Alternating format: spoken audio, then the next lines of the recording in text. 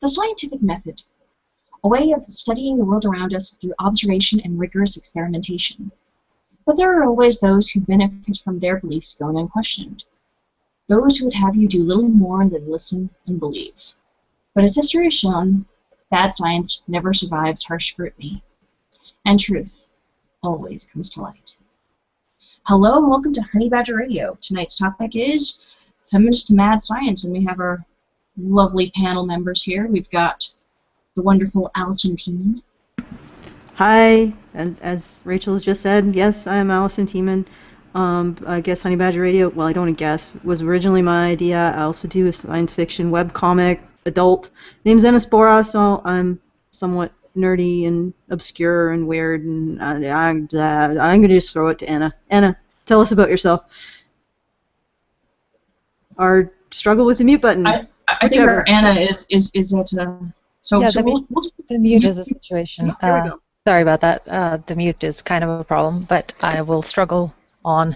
All right, thank you for the introduction. I'm Anna Cherry. I am a cosplayer and professional naked girl, as well as a occasional writer, and I label myself as an anti-feminist and write about things relating to that and sexual freedom. So that's about it for me.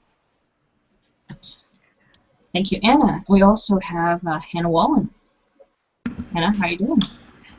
Doing okay. I'm Hannah Wallen, author of Breaking the Glasses at breakingtheglasses.blogspot.com.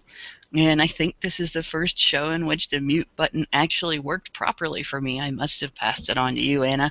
Sorry about that. It's the Google virus. And I will toss the hot potato back to you. And we have Karen Strawn. Hey, Karen. Hi, everybody. I'm Karen Strawn. I run the channel Girl Writes What on YouTube, and I own the blog owningyourshit.blogspot.com. I've been blogging about masculinity and gender issues and feminism and anti-feminism for about 5 years now. And just an FYI to anybody who wants to tune in, tomorrow in the afternoon, sometime between noon and 4 o'clock, Edmonton time, Mountain Time, I will be doing a live stream with V. Monroe, Veemonro, the Romanian angry man. So if anybody wants to get for that, that would be cool too. So there you go. He's pretty awesome, actually. That's awesome. And Okay, tell us about yourself. I was going to just now. Oh, no, I have to troll. I have to troll a little bit. Yeah, that's just the way I am. And I'm your host, Rachel Edwards, and I run a blog where I talk about gender, egalitarianism, and all that nice stuff, and I talk to you wonderful people every week and write the show notes. But yeah, just nothing important. No. Your false modesty. Well, maybe it isn't false. I don't know. I was just kidding around. But yeah, I do a lot of stuff in the background, and which probably needs no introduction. But yeah, I do the thing. So I guess we should go into our topics because we've got a lot of them. Well, not a lot, but definitely some interesting ones. Are we going to start with the feminist mad science, or are we going to go to the news? I think we should start with feminist mad science. I think we should start with the news because it's going to be really involved with feminist mad. I think if we get some of the topics out of the way, we have a great deal of time to just look at all the shit, just present it, and examine it. It's really involved, and I think that will be best served with that professional shit examining and identification process. But actually, let's start out with something that was actually so short that I didn't do a write-up on it, and it's did you guys hear about the situation where there was I think I did a little bit of a blurb here in my notes, but the National Union of Students Women's Campaign requesting that students use jazz hands instead of clapping, as it may trigger anxiety in students. Did you guys hear about that? Oh God. Yes, I totally misread it, and then I was triggered by applesauce Oh no, I instead of mean, applause. and did you guys see that wonderful video by Milo Yiannopoulos where he gave a lot of other alternatives? Yes, that was awesome. Milo is the bomb. And I loved that he used all that jazz in the background of it. That video was absolutely Oh, me too. fabulous. But Loved that. the idea, this is starting to become a joke. I mean, feminists are just picking random things now and saying, "Oh, that's triggering. That's triggering." You know, hence the applesauce joke. I'm dyslexic and everything, and it just sort of popped into my head. Gee, if I misread this a little bit, but to be triggered by applause. I mean, just one of these days, you're actually going to see one of them standing around in the kitchen, and somebody's going to get out a bowl of applesauce, and they're going to be like, "Ah!" You know, that'll be it. I'm triggered by episodes. Karen? I just thought I just wanted to vote out of all of his options, other options to jazz hands, like the pizzazz hands and the tickle fingers and all of that. My vote goes to scissor fingers for the audience. I think that's probably, although the sizzle hands or sizzle fingers or whatever it is, that was pretty cool too. Also the spirit fingers. Yeah, my only suggestion was that in lieu of applause or jazz hands, that the men in the audience just stand up, whip out their junk, and helicopter like mad while all the feminists trample each other to death running for the exits. I think that would probably be the best way to go, all things considered. It would kill a lot of birds with one stone, if you get my drift. But yeah, I just, the entire fucking thing is so ridiculous. And as he said in that video, there are racial connotations to jazz hands. Jazz hands are what Al Jolson made popular when he used to go up on stage in blackface, right? So you look at it like, how can, are we going to go through life trying to not offend anybody ever, or trigger anybody ever? Like, what the fuck is going on? And this is one of the things that I love about feminism, and that makes it so easy to convince people to look at things a little different, is like regarding gynocentrism and how things have been in the past and how things are now, and that society probably doesn't and probably never has hated women. All of those things, it gets them to rethink it, is the fact that when regular, ordinary people are confronted with this kind of bullshit, they stand there and they scratch their heads, and they're like, how the fuck did we end up in this place, right? And you can take them back step by step, showing, for 200 years and more, right, showing them exactly how we ended up here, right?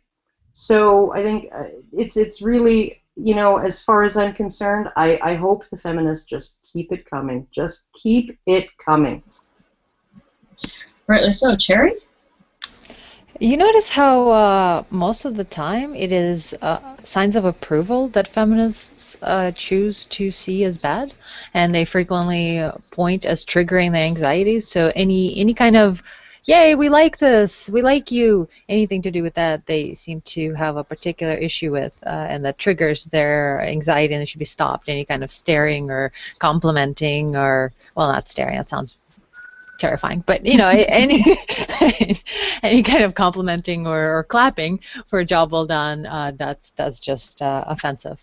But yet, once again, if you do something bad, or negative, that's offensive also. So you can't win with feminists one way or another. But they seem to have a particular issue with signs of approval that really triggers them.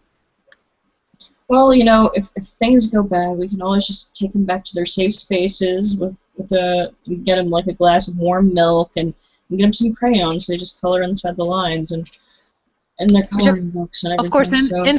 infamously, we have feminists of the the 20s throwing themselves under horses and chaining themselves to fences. That's the great joke. Gosh. That's what feminism devolved into. That now you're scared by applesauce, but you used to throw yourselves under horses to protest. Well, they could do both. They could have done both with if Will Rogers was still active and around. They could have thrown themselves under his horse, and then they would have been triggered.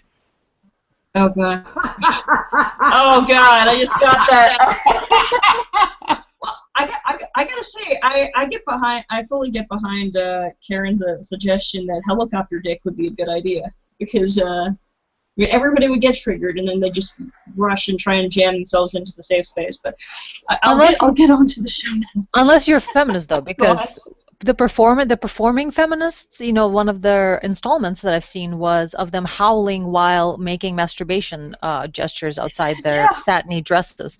So, if feminists do it, it's okay. They can do dick copter all they want. That's fine. Wait. I just Nobody's triggered by that. I just want to add, has anyone seen Sargon of Akkad's yes, the Splat one? Of Splat, yeah. So it's not just making male masturbatory motions while you whoop and hoot like baboons.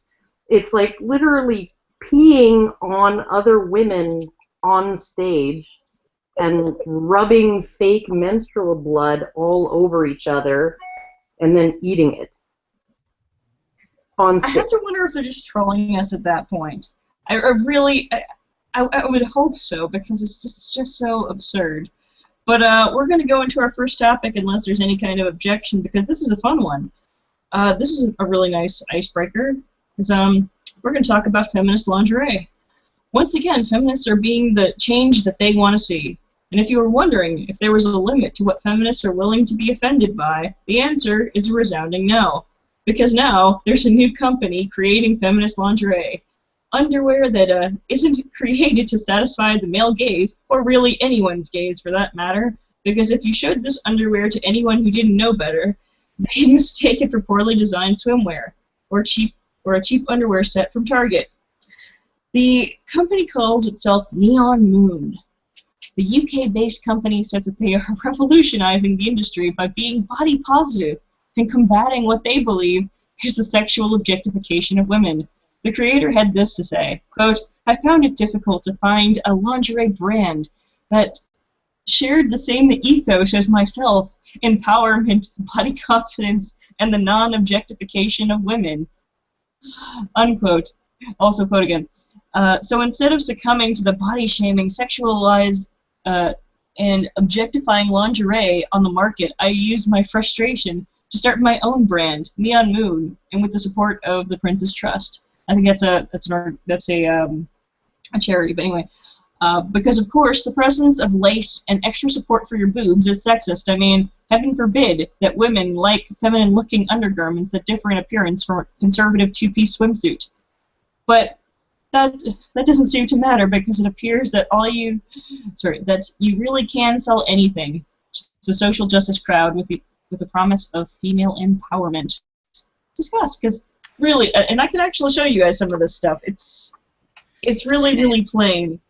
Yeah, oh god, it's just ridiculous. One short thing to say. Only under feminist logic could one believe that one could combat, quote, objectification, unquote, by objectifying people that they think other people wouldn't objectify.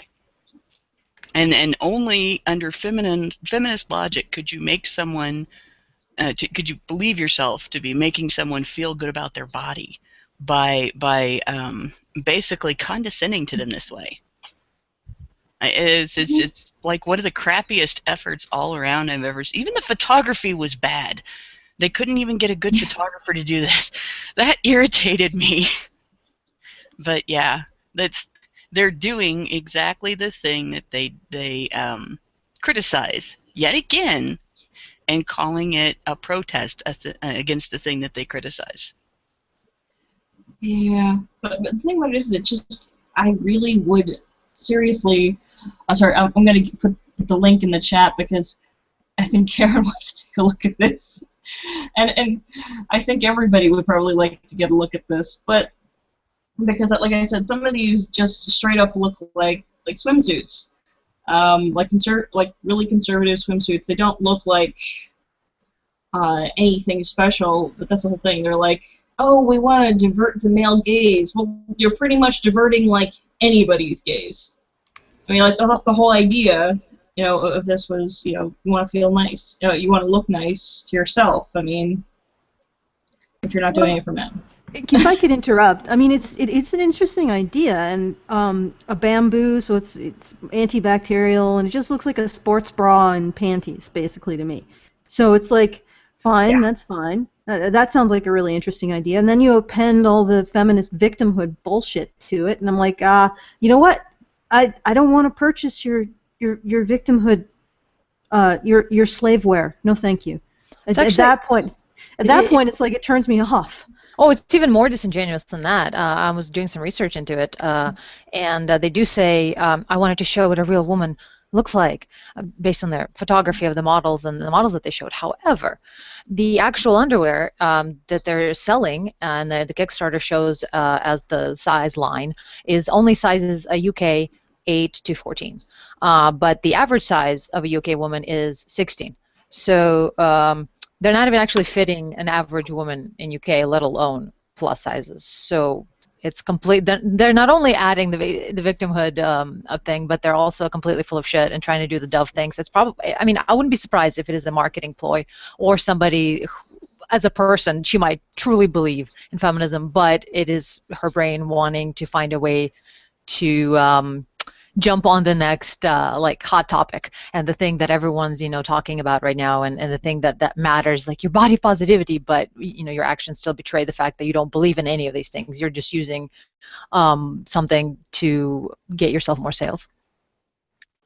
I would have to agree with that, and I think that as well. I mean, there's nothing. I don't find that there's anything necessarily unattractive about these garments here. But being who I am, and with the endowments that I have, I would never, ever, ever, ever, this black number, if I leaned forward, I would just fall out of it. And the orange/yellow one, that's only going to look good, and it's only going to be functional for a woman who's sort of maybe up to a B cup, and nice and young and firm. There's no way that these are functional undergarments. I'm sorry, it doesn't matter how. Like, I've worn sports bras before, really, really killer sports bras before. Some of us need an underwire. Some of us actually need an underwire, or everything shifts like frickin', your belongings in a trunk being loaded onto a fucking plane, right?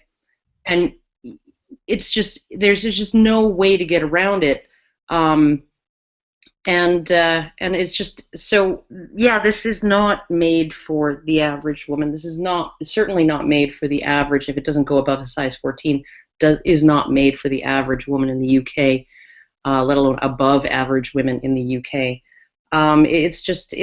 It's kind of pathetic. I mean, like, it's something that I would wear if I could get away with it.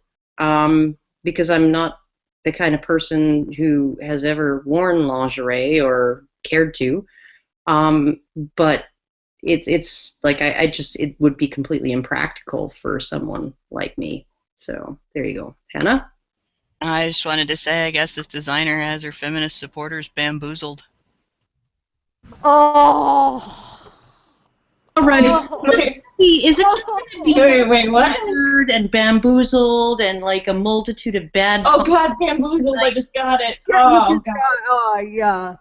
I forgot that it was made of bamboo for a second. That's why it took me a second. Oh my God, these people are ridiculous. But I think we're done here. I think we're good. I think we can move on to the next topic. Okay, so unless there's any objections. There's Hello? no objections. I have no objections to this. I'm triggered. still God. recovering. I'm still recovering from Hannah's pun. Oh God. Oh, that's painful. Well, All right, you were militant just shot directly in the boobs with the pun. So what can you say? Oh God. Well, here we go. I'm just gonna put this in here so that you guys have some kind of reference. But militant feminist training camp is pretty much what you'd expect, with descriptions of women with wild hair colors to arguments over transgenderism. A 2-day feminist workshop in Quebec is like your nightmares manifesting themselves into flesh. Hosted by the feminist organization ASSE, I couldn't pronounce what they had written out in French, so I'm just going to spare you.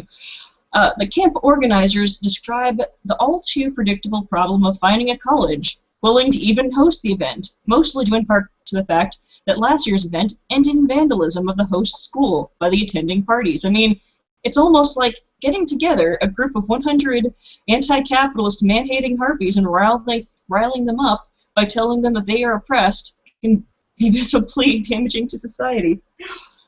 Quote, at the last ASSE training camp, some participants conducted themselves in an unacceptable way.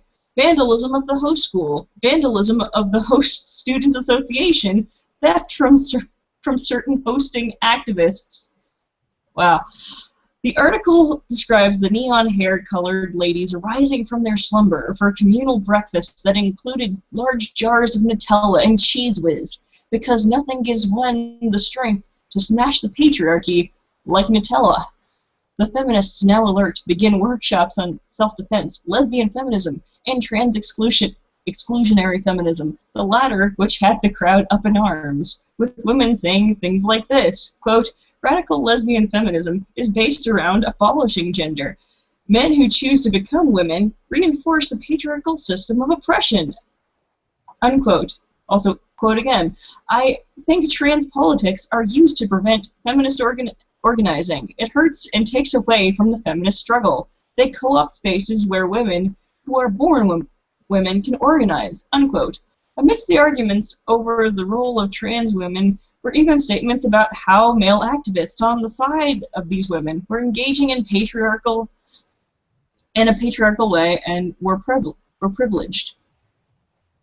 How even in their ultra-leftist feminist circles, they were still finding themselves as victims of patriarchal oppression and male privilege. I think it's probably a good thing that these women are gaining a reputation, because then maybe they'll run out of places willing to host their hate speech. Discuss! But really, this is so ridiculous, because you even have, like, the previous year before, they went to this college and that was willing to let them host this 2-day camp thing, and they left it just all vandalized, and they stole from other people, and it's just, yeah, it's pretty nasty all around. Just shitfuling. All I gotta say is this is like a real sign of, and probably a lot of these kids are like grew up in upper class or upper middle class families. It seems to be a sign of too much luxury and time and not enough shit to do.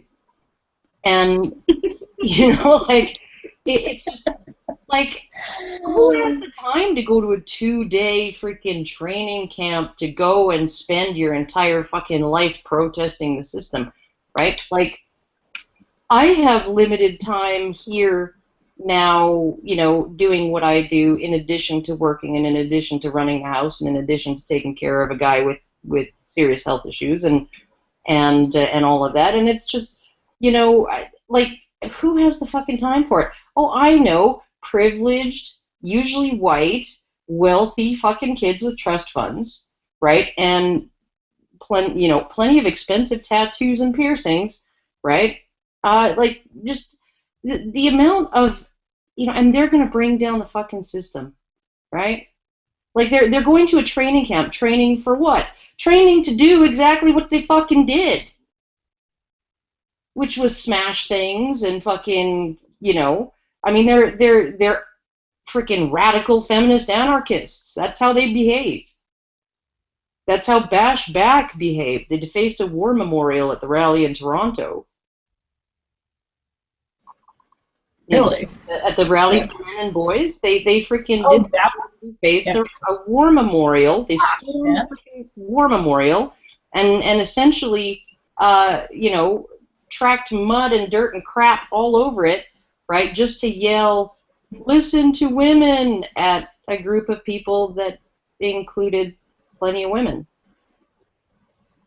Yeah, I think the best part was where they just started talking about how they need to exclude trans people, like right after the portion of the workshop where they discussed intersectionality and the role of the LGBT community in feminism and how we need to all just get along.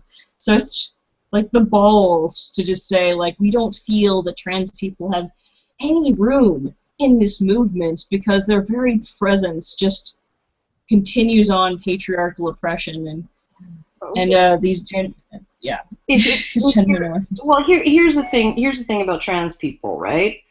Is if you're actually trans enough to go through the process, and it's a long, agonizing process. Sorry, my phone's ringing. Oh my God. Let me just mute that. Go through the long, agonizing process of transition. Yeah. Right? You're going to be on an extreme end of the binary, right? You're not going to just feel like a little bit like a woman, but you know, not that much. You're not going to be one of these sort of gender fluid people, whatever. You're not going to be androgynous. You're going to be you're a guy, and if you want to go through that whole process, right? You're probably going to want to be a girly girl. And same with the other way around. If it's worth it to you to go through that entire process of transitioning, you want to be a masculine man generally, right? And so they are, and this is what I think really, really bothers a lot of feminists, is they are reinforcing the binary. Trans people reinforce the binary. Because in order to acknowledge that trans people exist, particularly that they exist for biological reasons, which they do, you have to acknowledge that there is a binary, that there is such a thing as gender. You can't have transgender people without gender, right? You just can't, right? And so they often go into these kind of weird tangents about how men who trans women, right, are trying to like infiltrate and appropriate female culture and sort of want to get in there into women-only spaces and get all rapey on their shit, and that trans men are just trying to appropriate all of that sweet male privilege, right? And that's why they're transitioning, and it's all due to social reasons and all of this, when in reality it's a biological issue. That there's plenty of evidence that it's a biological issue.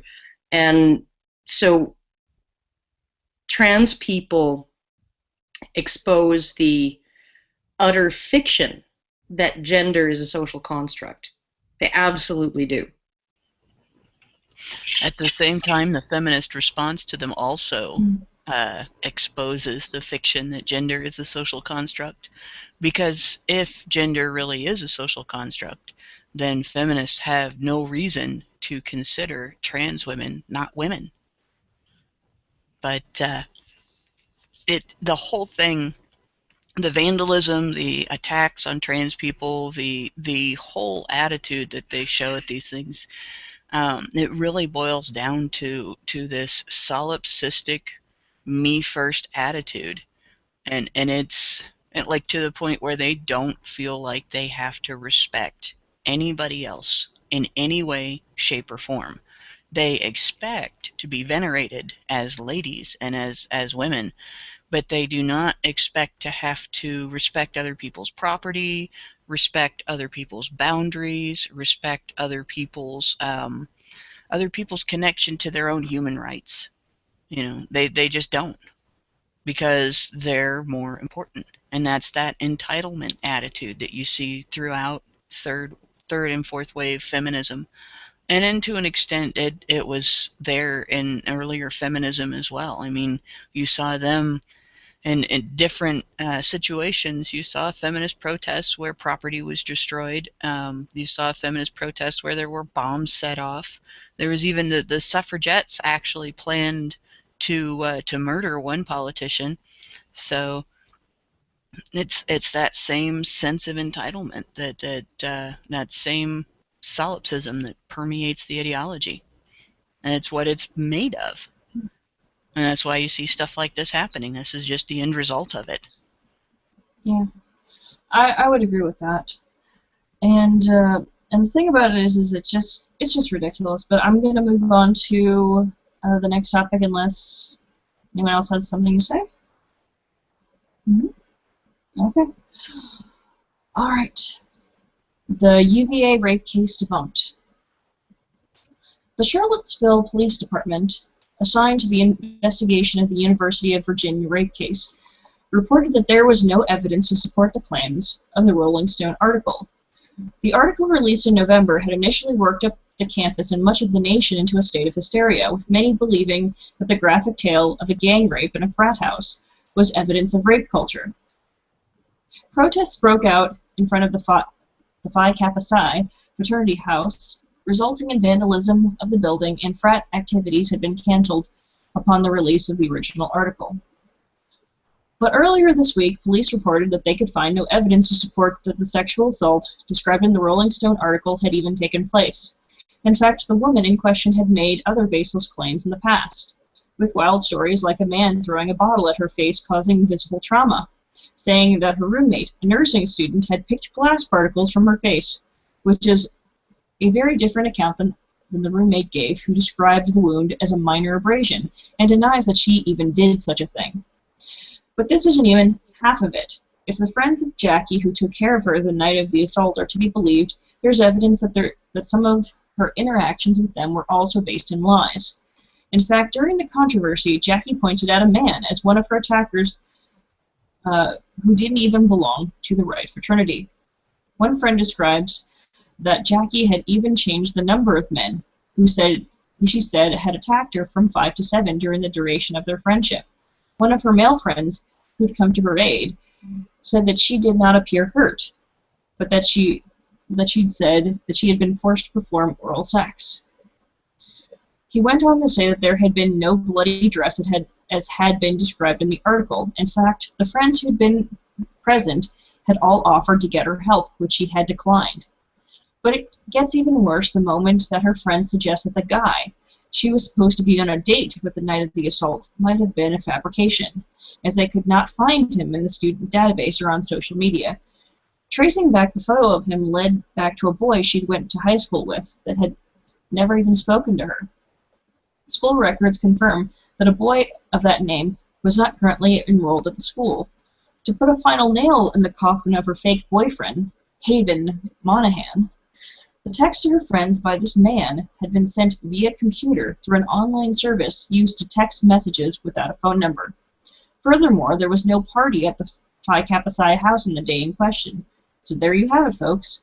Not only did the woman known as Jackie in the Rolling Stone article lie, but she seems to have a history of lying and fabricating information for attention. Discuss. I just think it's hilarious that, I mean, the whole thing sort of reminds me of, I don't know if any of you guys ever read that Newsweek article by Naomi Wolf where she talks about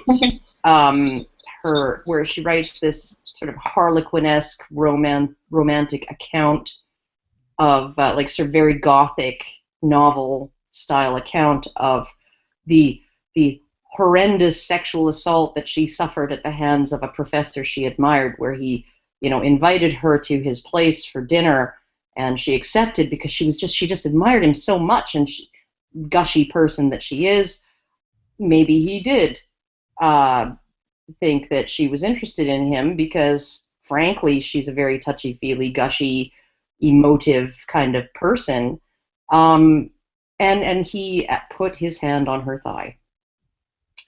And she was so revolted by this that she, in very poetic purple prose, lurched up from her seat and staggered backwards and came, behind her there was a sink that was just very conveniently placed, and she turned and she threw up into it, right?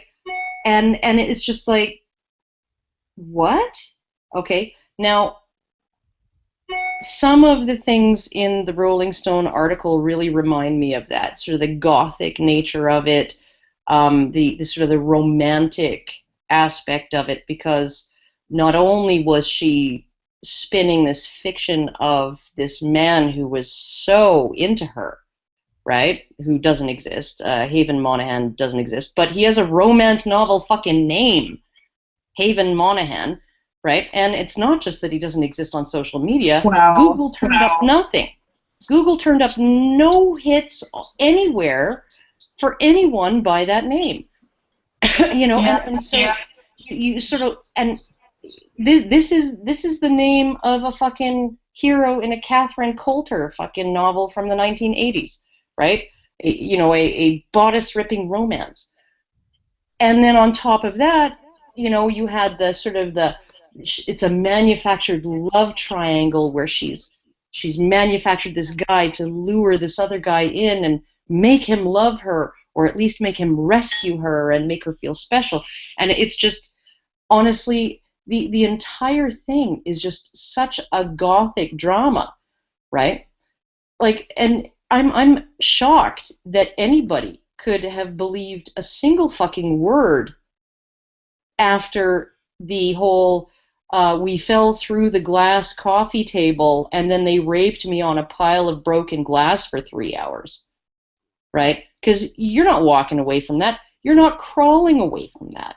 I'm sorry, but you're not, right? So you have all of these elements, and the fact that this fed the narrative so well that this journalist, Sabrina Rubin Erdely, right, just ate it. She just ate it all up like it was fucking cake, right? Oh my God, this is just so good, right? Didn't check anything. Not one fucking thing. It's not like the guy's name that she gave was like John Smith, and we got to figure out whether there's a John Smith at that university. No, she didn't even fact check whether there was a Haven Monahan in existence anywhere on the fucking planet, right? And it boggles my mind, because that cop who said there's absolutely no evidence to substantiate any of the claims made in the Rolling Stone article, right? None whatsoever. However, I have to add this caveat, otherwise my house is going to get burned down by feminists, lobbing their burning bras at it, right? I'm not saying that something bad didn't happen to Jackie that night. He had to add that. And that's the most fucking sad thing about this entire thing, is he can't even come out and say the entire thing is a fucking huge rape fantasy projected onto the rest of the world, right? That this freaking girl Jackie is probably alternately sobbing and jerking off to, right? Depending on her mood. And, he can't even say that. He can't even come out and say nothing happened, right? We all know nothing happened, but he has to say, well, something might have happened. Because if he doesn't, well, there goes his job. Exactly. It's just so incredibly ridiculous from beginning to end, because there's not only is there like little evidence that she was even at the Phi Kappa Psi house that night, considering that there wasn't even a party, and that there wasn't any kind of initiation, as in they usually, I think they said that they usually bring in new members not in the fall but instead in the spring, and or vice, I think it was in the spring and not in the fall. I don't know. Anyway, but basically wrong season.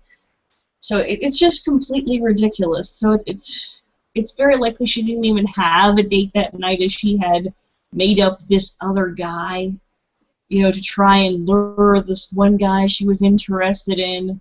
And then there was that bottle incident where she said that she had been hanging out at a club situation where somebody flung a bottle at her head, I think basically calling her something like a feminist whore. Don't quote me on that one. I think it was some expletive like that. I'm like, how many people just shout that out as an insult after assaulting someone? Oh, maybe some people throw that out as an insult, but I doubt. I don't know that I've ever seen it happen in the midst of an assault. It's ridiculous. Like even that, like if you have a beer bottle thrown at your face hard enough to shatter on your cheekbone, you're gonna have ocular fractures, right? Yeah. It's gonna require reconstructive surgery. That just doesn't happen, right? So yeah. Oh, what all of this really shows is the damage that is done by the feminist tendency to accept things that are, fit their narrative just because they fit their narrative, despite not only a lack of evidence but evidence to the contrary.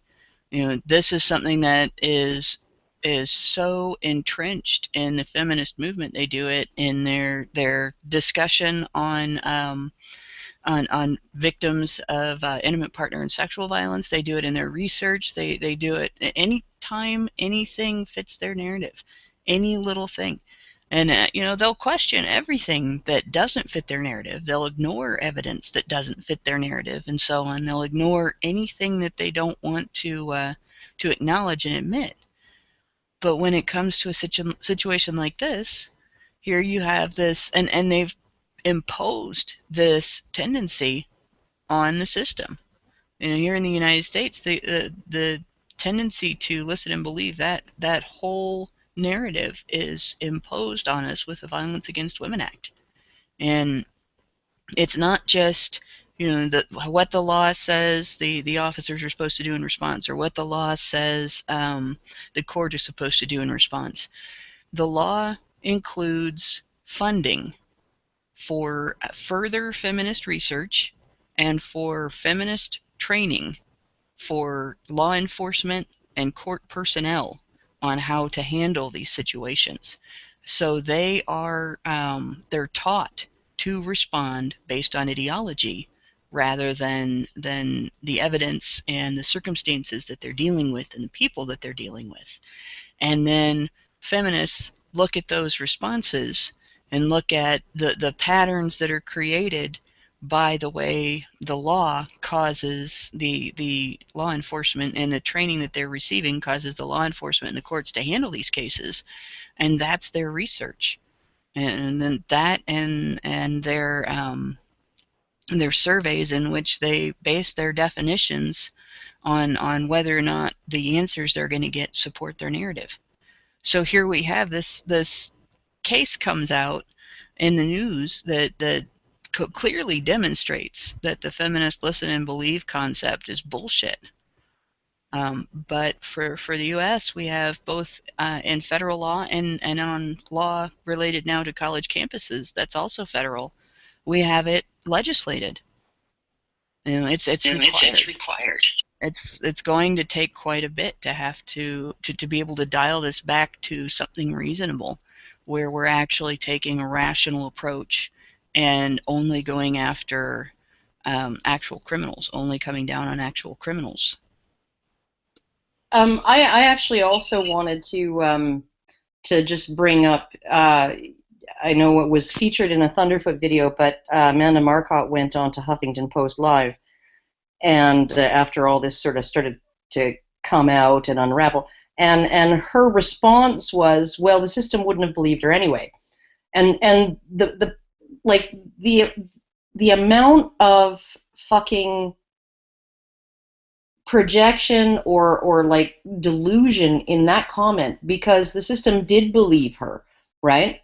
The system absolutely did believe her, and the very first guy to question it on some random personal blog, he was a journalist, but he did not write a story for a mainstream newspaper. He wrote a blog post on his blog.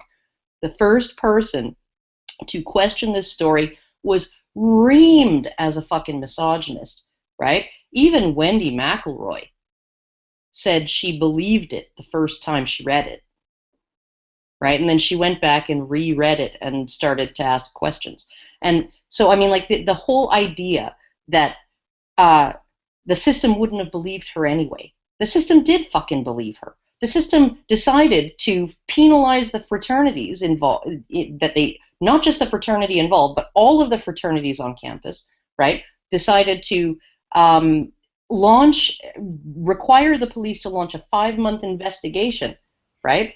The system believed her. The system did everything in its power to prove what she said had any basis in fact, right? So, I mean, like, to say that, oh, they wouldn't have believed her anyway, what a load of fucking bullshit. What a load of bullshit. And yet again, as we see over and over and over with these cases, with Duke Lacrosse and with Hofstra and with every other fucking case of a high-profile false rape accusation, what's the most common thing brought up in the media, by police, by whoever? This will harm actual victims of rape, right? Never a word for the fucking falsely accused. Never a fucking, those guys, these guys who get falsely accused, they are the victims of this situation, right? Not the, potential woman who might be discouraged from reporting because feminists have convinced her, right, that despite all of this dust up and everything the police did and the university did to fucking deal with it and take her seriously and believe her and fucking try and deal with it, right? You won't be believed, right?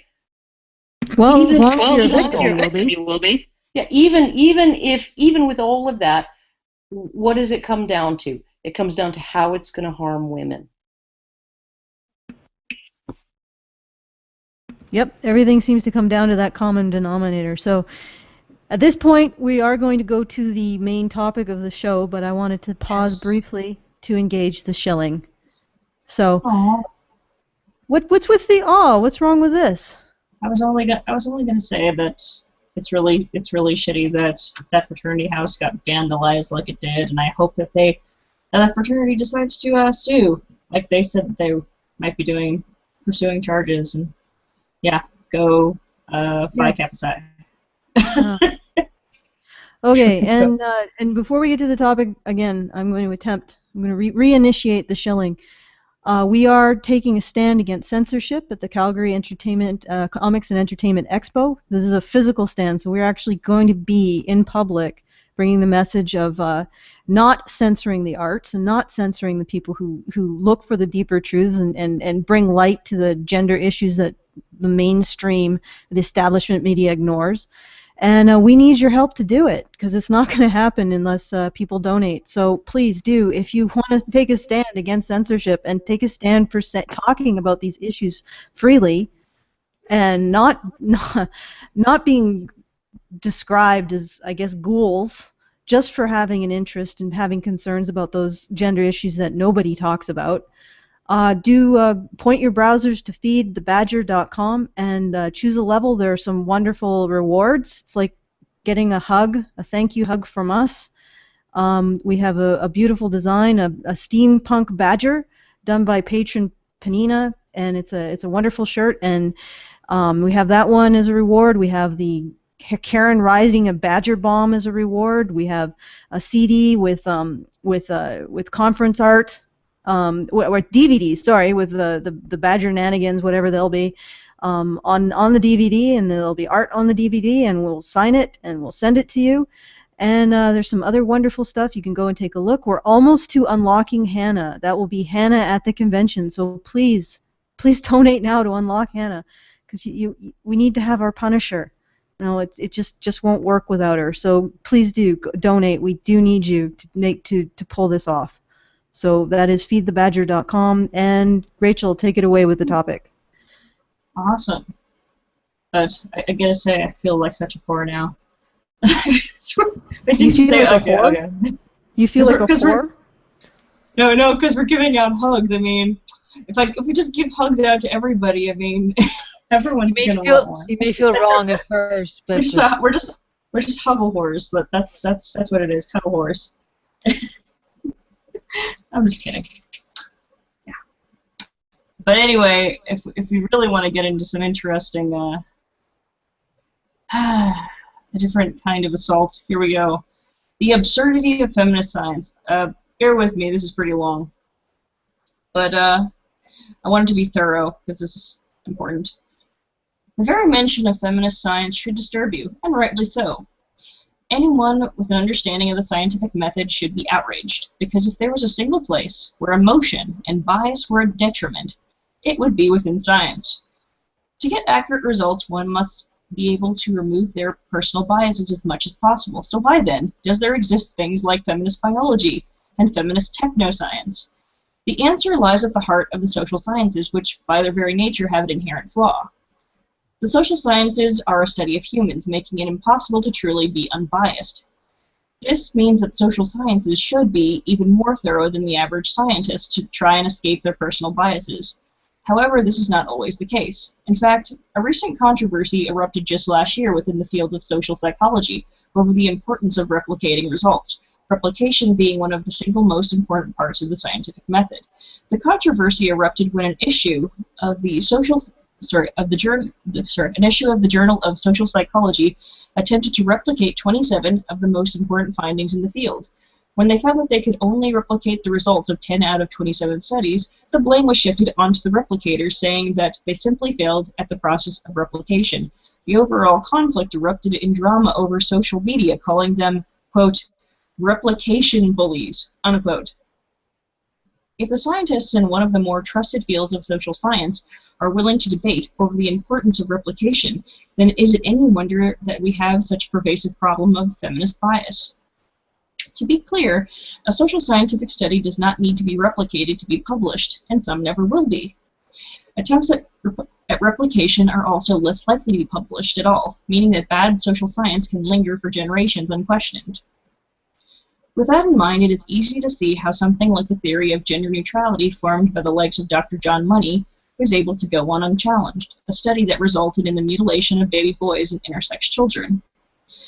In the realm of social science, some readily embrace a feminist bias, particularly in the field of research on gender, which is kind of like asking an ice cream vendor's opinion on why he thinks people prefer Choco Tacos over King Cones.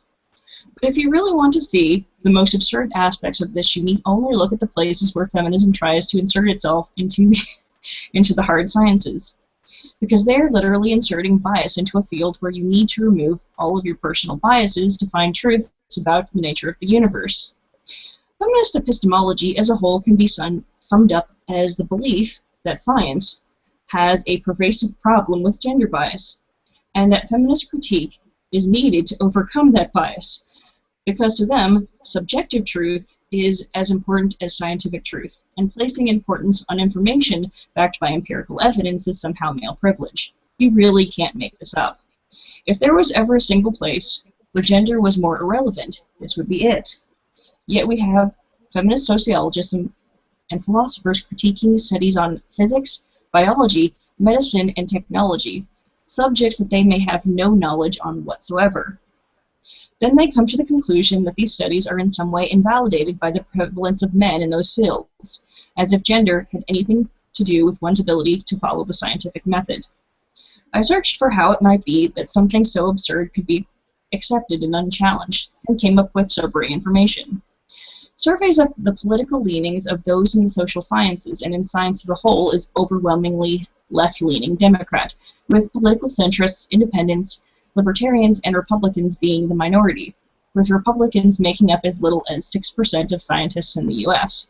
The most recent studies show that women earn over 50% of all science degrees, meaning that despite the smaller number of women who actively work as scientists across the board, there is an all-encompassing political culture surrounding modern science that is willing to endure the pseudoscience of feminist critique, making libertarians political centrists, independents, and Republicans a minority comparable to that of women in the sphere. Yet the feminists who speak endlessly of the importance of diversity in STEM fields do not appear to be seeking political diversity in what has become a rather homogeneous echo chamber, a community which has failed to properly implement the scientific method when faced with the possibility of feminist backlash. While politics should not matter in science, a political lean this great makes it difficult to combat confirmation bias of this magnitude. It makes it easier for these biases to take root and to go unquestioned and unchallenged. It makes it easier for science to be used as a political tool and not merely as a way of determining objective truths. So if you're wondering how a college could get away with letting a gender studies department teach a class on biology, or how feminists could insert the concept of male privilege into thermodynamics, now you know.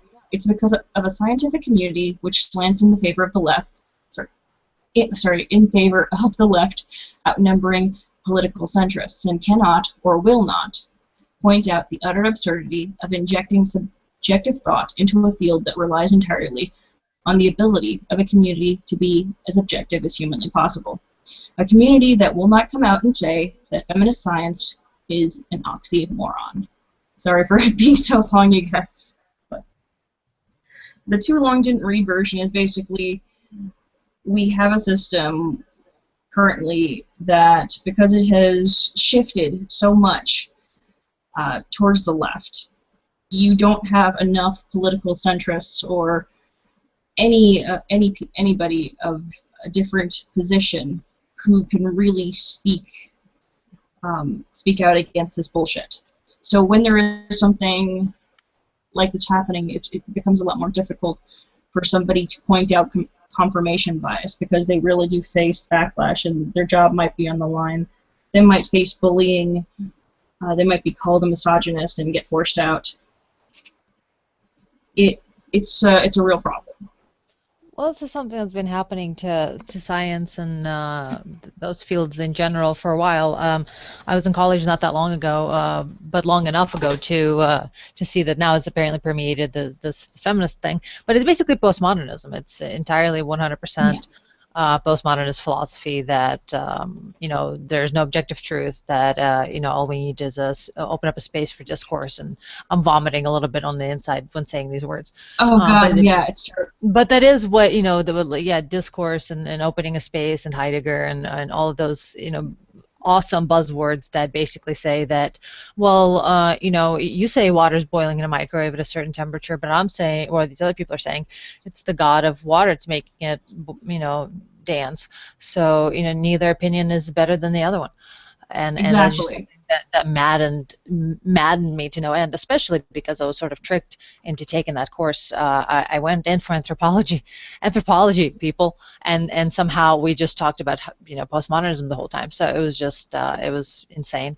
But I'm not surprised, saddened, but not surprised that it has made its way here. But yet, interestingly enough, there is also a sort of I guess supreme maleness, sort of in a negative way. I would say, because obviously I'm in a view. The view that I have is that both men and women are different, but they are valuable, obviously, and they have their own positives and their own negatives, and there are balancing features that each gender has, and you can be a little too much to each side, same as you can be too much to the conservative or the liberal side, as we see very frequently. But there is a thing in science where it is too masculine, in the sense of being extremely mathematically narrow-minded and not actually making any progress either. So it's interesting that science has gone both extremely far left and far right in some small ways. Of course, predominantly it's gone far left into this postmodernist, quantum, we age the universe by observing it, very solipsistic ideology, and it's kind of interesting that that's our science and philosophy have emerged in that way. I would have to maybe disagree with you a little bit, as far as it being a super masculine culture and that's what's holding it back, or that's why progress isn't being made, because, I mean, sorry, just very quickly. Can we, thank you, that. Very specifically in very small fields. It is fields that are like physics, very small parts of the physics fields that are overrun with mathematicians and the type of thinking that, well, if our model doesn't support what we're seeing in the universe, then, well, what we're seeing in the universe is wrong because our model is right. And I'm not saying that's what's stopping progress overall at all whatsoever. But yeah, sorry, go ahead. Oh, okay. Because that actually makes a little bit of sense. But as far as like what I've found, and just over the last 6 years or so, I've been involved with two men who are, one went through the most rigorous engineering program. He was just finishing up when we first started dating. That's available in Canada, and I think they have 127 graduates across Canada nationwide every year. That's how much people are scared of taking it. And the other was a research oncologist, and a quite well-known one. And what they both found was that there's a lot of sort of political correctness and attention to sensibilities and not wanting to offend anybody. And this research oncologist in particular, he said, here we have a $2.5 million grant to give away to somebody to do prostate cancer. It was given by a donor, and all they can talk about is how there's this one woman who's sort of onto something, maybe, right? And we should just throw all of that money at her. And I'm looking at her, and I'm looking at her work, and I'm thinking, well, the next best candidate is a dog with a degree in Spanish, so what are you going to do, right? There is this sort of now in a lot of scientific fields, this sort of, we want women, we don't care whether you're smart, we don't care whether you got somebody to do all your homework for you, we don't care whether you're even going to stick around after working for a year in your field and then just, quit, right? We don't care. We need the women. We need them. And then the sort of almost feminine sensibilities of a lot of this, like a lot of the interaction, a lot of the competition that goes on particularly in research and development and stuff like that, has a very feminine flavor. It's relational aggression, it's backstabbing, it's never having a shouting match, right, or squaring off and beating chests. It's all of those sneaky ways of undermining the other guy, right? So I think that honestly, I wouldn't necessarily say that masculine norms are particularly that they're going to put any roadblocks in the way that wouldn't be there anyway, or that there wouldn't be other roadblocks in the way of progress. But one of the things that I always thought was just fucking hilarious was this idea that in order to be objective, we have to be biased. And this seems to be what feminism and feminist science is. There was a concept, I forget the name of the woman who proposed it and promoted it, called strong objectivity. And the idea behind strong objectivity is that because science has been a historically masculine field, you have to approach science from the starting point of women's experiences, right, in order to counteract that bias. And if you actually look, I mean, we hear all of this stuff. We hear all of this stuff all the time, that women have been cut out of research, that there's women have been cut out of clinical trials. Yes, women of childbearing age who could be pregnant have been cut out of a lot of early clinical trials of drugs and things like that, right? Of course they have, because it's not just them, right? It's their potential unborn child that could be damaged. And we all know what happened with thalidomide when things weren't tested properly, right? But you actually look at the data, and you find that something like 98% of health problems that affect both men and women are tested, that the drugs are tested and the treatments are tested on both men and women, right? They just wait until the later stages of testing in order to often include women in the trials, because they don't want to damage not just a woman, but a woman and possibly an unborn child, right? This is so, and feminists are saying we're not being included in the research and nobody's paying attention to us. And you're talking about human fucking guinea pigs here. You're talking about testing fucking potentially harmful drugs, right? And they got to run it through a few male trials first before they're willing to risk you, and you're going to complain about that? Like, what the fuck is going on? Like, I just, so much of what they say is completely backwards. It's sort of almost like no matter what you do, no matter how benign your intent is, they have to twist it and skew it into something malicious, right? Something, you're excluding women from the research, rather than we're making sure that this drug won't kill people before we start testing it on women. So that's all I have to say for the moment. Kind of went ranty and off on Yeah, just describe. Bad Karen! Yeah, you just described Actually, most, that was a good rant. Yeah, most feminist epistemology is exactly what you've just described. It's basically, to be short before I let you have it, Hannah, it's basically amounts to men, science as a whole is inherently sexist, and the only way that we can subvert that is for there to be a feminist critique, for us to critique it and say that you haven't paid attention to women's experiences enough, and that it's impossible to be objective, so we just need to embrace the bias. And not only do we need to embrace the bias in a field where that relies on being unbiased, but that it's healthy, that we need to have everything all encompassing, and it's impossible to be completely objective. But go on. You got to realize they need that. They cannot survive without that. That is, I mean, during the last 40 years, and probably prior to that, but just from what I've looked at, during the last 40 years, feminists have built a house of cards in the social sciences.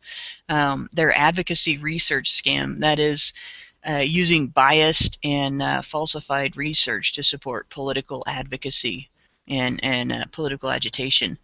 That being based on nothing but substance, that will collapse the first time it is subjected to light questioning, and it has multiple times. When they've presented claims related to domestic violence, and claims related to sexual violence, and claims related to tendencies within human behavior, I mean, just light examination of the research that those claims are based on turns up all kinds of flaws. And the reason that they are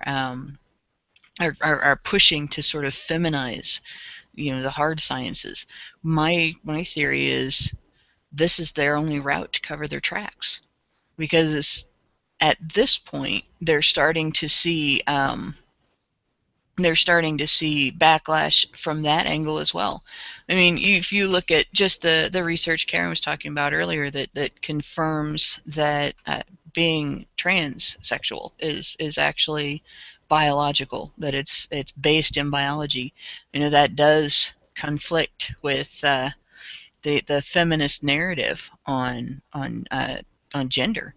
As soon as they start seeing that the hard sciences are going to tear down their house of cards, as soon as they realize that they can't maintain a facade in the face of that, they have to accomplish feminizing those. They have to impose their bias and insert their filters and make it politically incorrect to say anything, to produce any findings and promote any information that comes out that contradicts their narrative, because otherwise they're going to be completely exposed over time for the fraud that they are, everything that they've said about gender, everything they've said about sexuality, everything that they've said about human behavior is going to be exposed as fraud. And they can't afford that. Well, one of the things too that I wanted to add to the issue of trans people and how the biological basis of transgenderism essentially disconfirms feminist theories on the social construction of gender, is that, you know, the alliance between feminism and the LGBT community has always just completely stymied me. You have one group, you have two allies, right? And one group is saying everything to do with gender and everything about gender, right, is a social construct. It's all socially constructed and taught to people through you know, a series of messages that they receive from the culture, right?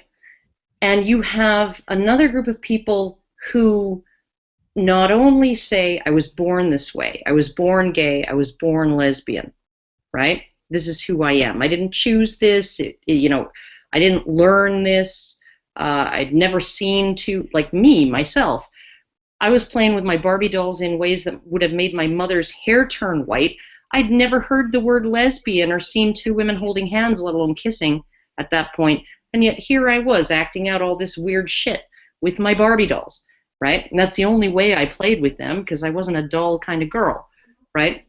And so, I mean, like, you have this sort of, we're born this way, and on top of that, if you can actually convince society, if you can convince people in society that there is no aspect of choice, right? It is not culturally constructed.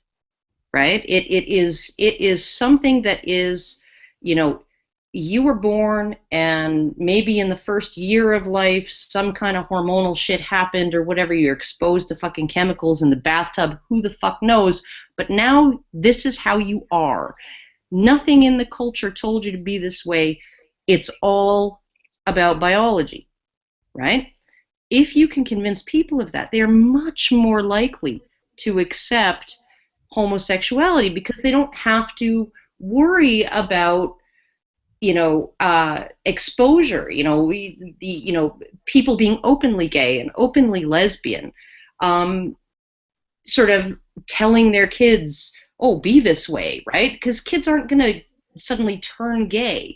If people understand that it's not a choice and it's not about what society tells you and the messages that you get from society and the culture, right, then they don't mind having some outliers, some people who are different wandering around, because they know their kids aren't going to be learning, oh, go be gay now, right? No, they're not, because if you're biologically gay, right, and there's no changing it, then you're biologically straight and there's no changing it, right?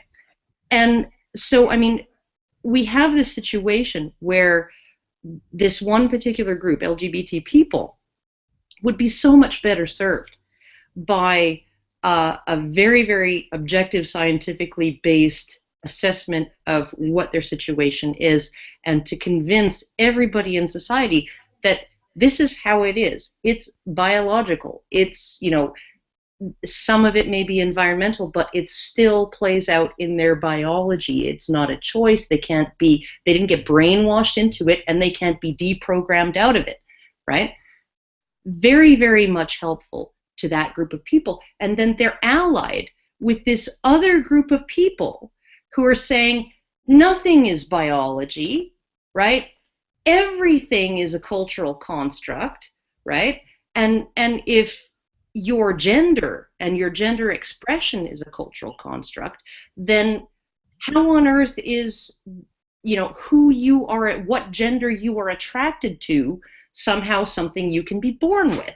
Like, I don't understand it. It's completely fucking nuts how these two groups have managed to come together and say we're allies when they have completely opposing interests.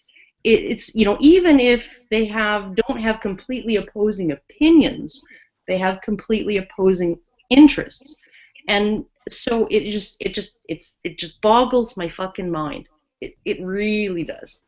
And rant over. It's gymnastics, to be perfectly honest. And here's something to think about, though. A lot of the time, what's happening here in terms of the feminist, the forcible insertion of feminism into the hard sciences, that sounds Just call it basically what it raping is. science. That's rape. Yeah, basically they're raping science. That they really are. I didn't consent to having feminism in my science, damn it. But to point this out, this is something to keep in mind. Every time you see something like feminist biology or feminist technoscience or any of this bullshit like a feminist physics, usually the person who's doing this is not somebody who's actually in the field, in these fields of study. It's usually somebody who is in philosophy or sociology or anthropology, one of those things. And they are then speaking at length about how sexist these specific things are. I mean, there was the one philosopher who was talking about the privileging of solid dynamics over fluid dynamics. She wasn't a scientist in the hard sciences. She was just a philosopher. So basically, she was pulling stuff out of her ass, talking about how E equals MC squared is I think male privilege or something like that, sexist, and it was just completely ridiculous. And you get these things because these people have no idea what the fuck they are talking about, none. And that's the thing that just baffles me, that people can even take them seriously. And when you see these studies, basically what ends up happening is they'll reference a whole bunch of other studies that really don't hold much weight at all. And it's all just a bunch of...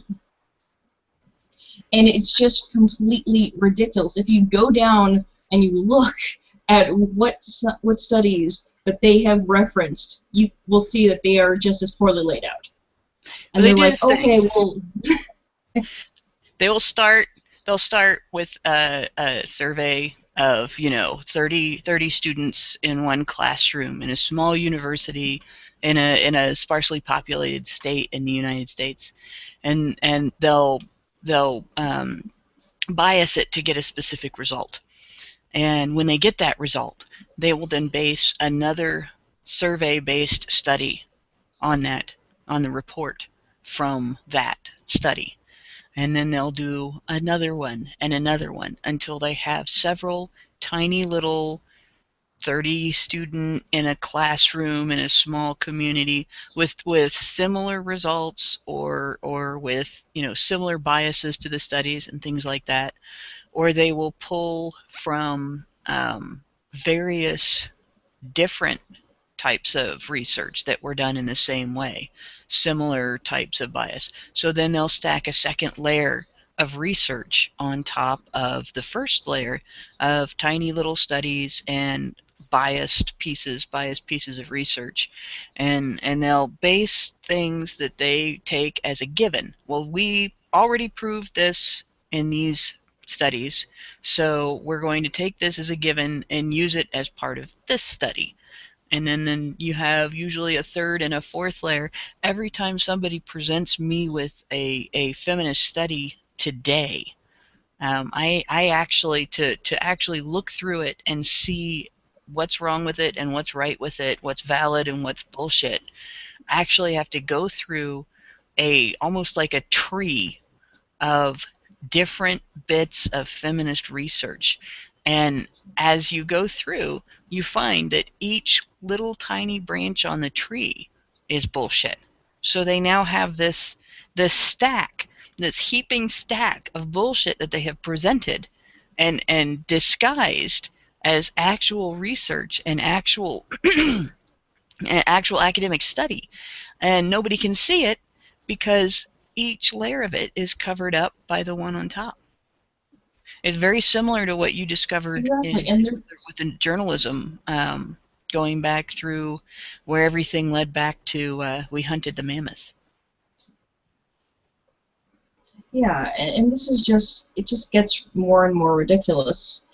And the thing about it is it's also difficult to be, for the average person to go in and evaluate this research, because especially if it's a survey study, they may not have what questions that they asked the people. So you can't just go in and peruse, even if they have the study published, you can't just go in and peruse all of the questions that they asked people.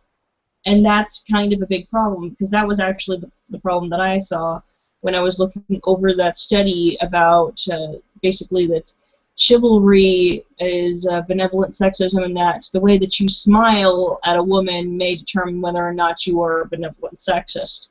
They did not post the questions at all. I could not find a list of the questions that they had asked these people to determine whether or not you found a correlation between how much they smiled and whether or not the answers to their questions had been perceived as sexist. And that's a really big problem, because when you come down to the peer review process, that's actually important. You have to be able to look at their methodology and see what they've done, and then you can just you can then go about replicating the study. And that's the thing about replication, because you do have specific things in certain branches of social science that, you know, they'll do a single study, but they won't seek to replicate it. They won't even try to. And even when they do, the rates of those replications actually being published are pretty small. You can look up the exact numbers, and they are very small. So that means that even if it's been thoroughly debunked, the larger public has no idea. They do not know that this information has been debunked. They do not know that it's been challenged. They don't know that it's bullshit, because nobody's publishing it. Nobody's interested in publishing that replication. And that's how, like I said before, that study about the theory of gender neutrality with Dr. John Money. Dr. John Money was a feminist. In fact, when they questioned all of this after what happened with David Reimer, the patient who was at the center of the study, who they believed that they could get him to accept a different gender identity if they did it when he was young enough. And that was as a result after a botched circumcision. But the thing about it is, even though there was evidence contrary to what he had published, and he had said that his this reassignment surgery had been a success, a massive success, and he had published it.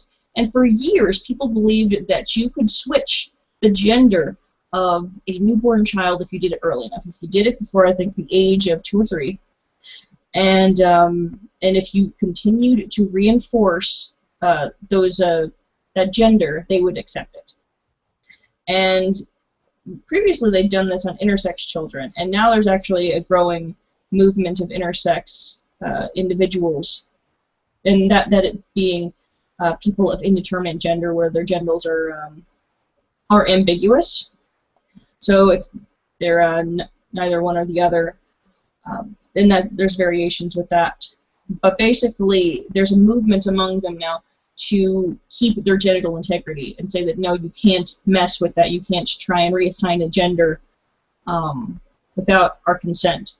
And so you had a whole bunch of people who suffered as a result of this theory of gender neutrality, that you could change somebody's gender when they were too young to consent, and that they would just accept it. But yeah, go on, Allison. Sorry, I'm actually trying to help people out. Apparently, Canadians cannot actually donate on our site. Really? Yeah, there's a bug. Oh no! Oh no! We won't ever get any loonies. No. Okay, well, what I wanted to introduce to the conversation was some actual specific feminist science, if you wish to call it that. And so I have a few examples of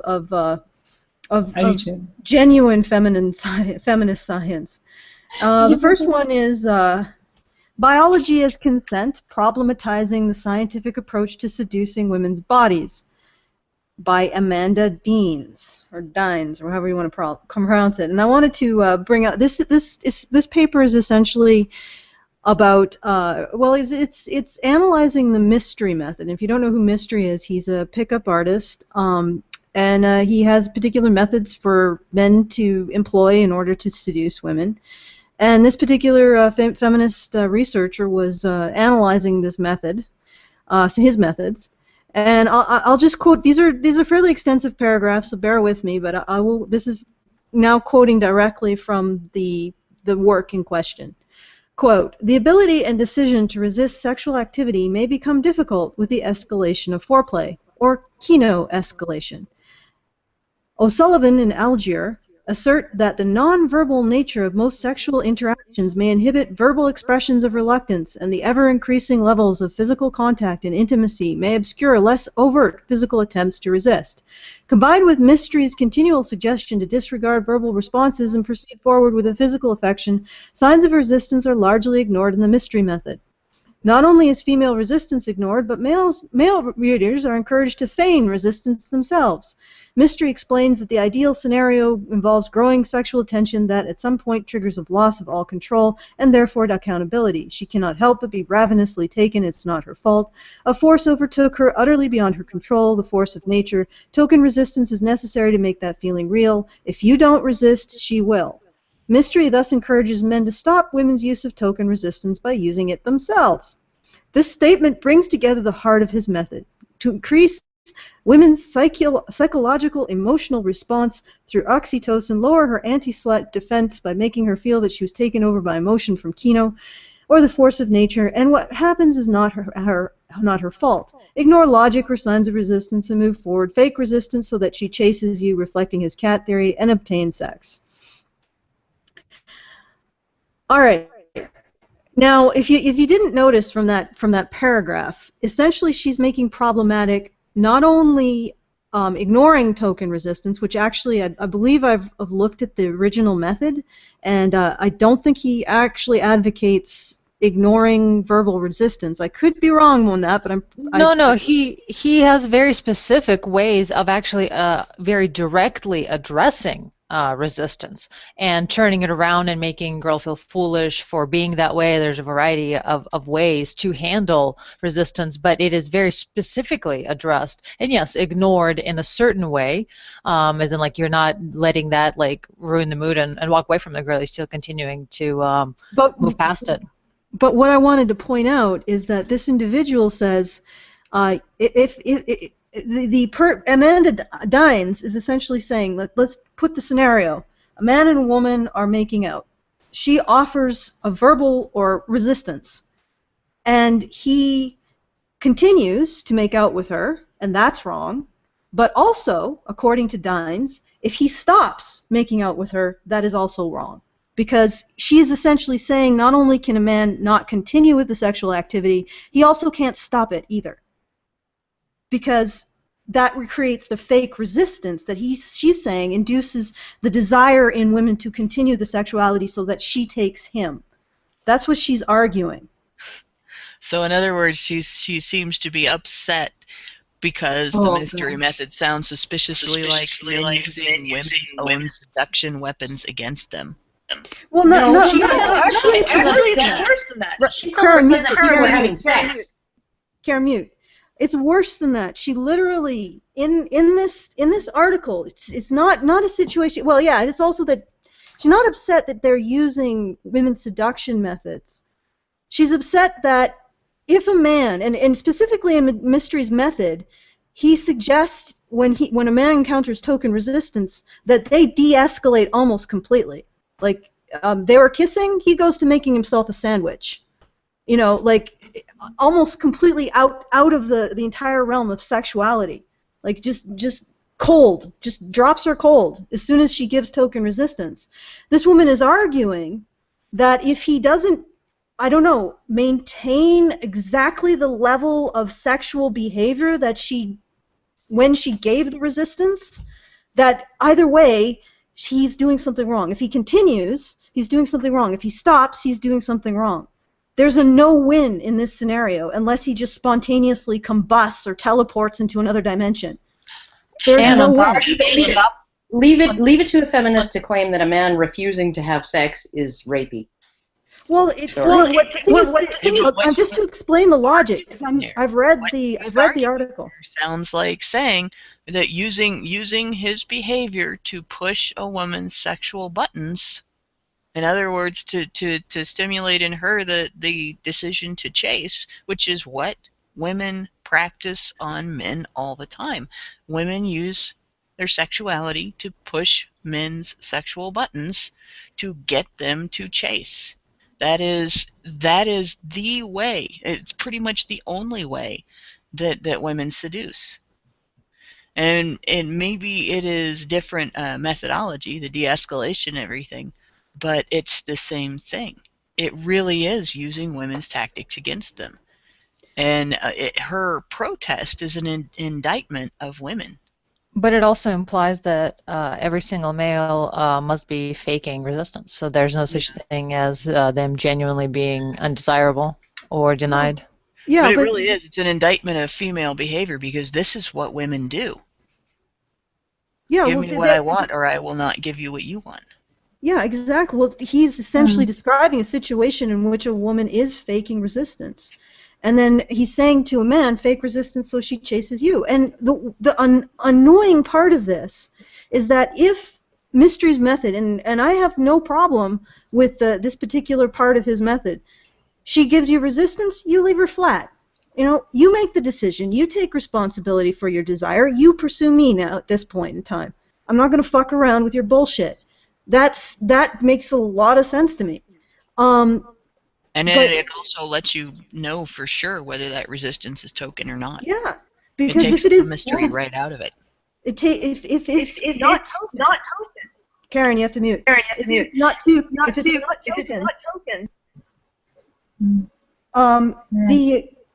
If it's not token and it's actually genuine resistance, that space is going to allow her the opportunity to walk away. If it is token and she actually feels desire for him, she can proceed with the sex that she wants. So what is the problem? She's problematized. It's because it's affirmative consent, essentially. It really is. This is exactly affirmative consent. She resists, he backs off, then she says, oh, you know, I actually do want this, and lets him know in very unambiguous terms. It's affirmative consent. It's exactly what fucking feminists have enshrined in law in California and New York, and who want it all across the fucking country, right? Yet it's problematic. Well, it's problematic in practice because it actually could engender a man to encourage a woman to have sex when she's giving token resistance. And it's like, this is actual science, or so-called science. This went before a panel of her peers, of other feminists, and they said, yes, this is wonderful. If a man stops having sex, or stops the sexual encounter when a woman offers resistance, I mean, even if he does it because he's thinking, okay, well, if she really wants me, then she'll come after me. If a man does that, that's problematic. If a man engages in trying to elicit affirmative consent from a woman, that's problematic. But this went before a panel of her peers, and this is considered science by feminism. This is bullshit. Yeah, well, but we know it's bullshit because, you know, honestly, the affirmative consent laws on campuses in California, right? The very act of attempting to acquire affirmative consent is a violation of the sexual harassment policy, right? Because, you know, unless you're a mind reader as a man, unless you can read her mind and know that your request for her affirmative consent is going to be welcome, right? If she decides at any point that it's unwelcome, you've violated the harassment policy, right? By requesting her affirmative consent. So, I mean, like, the entire thing is complete, like, sexuality, human sexuality is fucking ambiguous and confusing enough. Okay? It's ambiguous and confusing enough even without all of this other fucking bullshit added onto it. right? When people get turned on by the most fucked up things, right?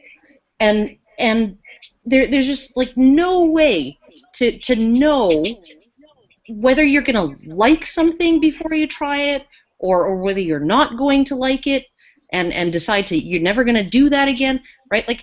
The entire thing is fraught with the most base instinctive emotional baggage, right? That a human being can possibly have. I think probably sex is second only to life or death situations, and yet we're going to apply these freaking rules, right? These rules that are completely contradictory, right? That you can't comply with one without violating the other, right? And no matter what fucking happens, the man is in the wrong, right? It's just fucking like, just stay out of my fucking bedroom, you stupid cunts. I'm sorry, stay out of it. I know you wouldn't approve of my sex life. Very few people would approve of my sex life because I'm a fucking kinky, perverted freaking person, and my boyfriend is even worse than me. Okay? But, okay? You can fucking stay out of it because I don't want you there. I just want to point out that they're adding nothing productive. I mean, they're going against affirmative. That is affirmative consent, feminists. If a woman offers token resistance, the man leaves her flat and lets her initiate the rest of the encounter. That is affirmative consent. And you can't negate the fact that she is consenting because you think he's somehow mesmerized her with his male wiles, and then his male gaze. Yeah, well, not his gaze. I don't know what his male indifference. And she's been mesmerized, and she's no longer capable of any kind of rational thought. Because Lack of male gaze. I'm going to call it, like, basically all men are Dracula now. They just hypnotize women. I think we need to just they want to eliminate heterosexual sex as a legal behavior. It's essentially, you'd have to conclude, looking at feminist behavior, you'd have to conclude that they want heterosexual sex outlawed. Yeah, it's just getting more and more ridiculous all the time. And, you know, I wanted to bring up feminist technoscience, if you wouldn't mind. This is rather interesting. I'm just going to read a little bit from the Wikipedia article because I think this is just, it's just so ridiculous.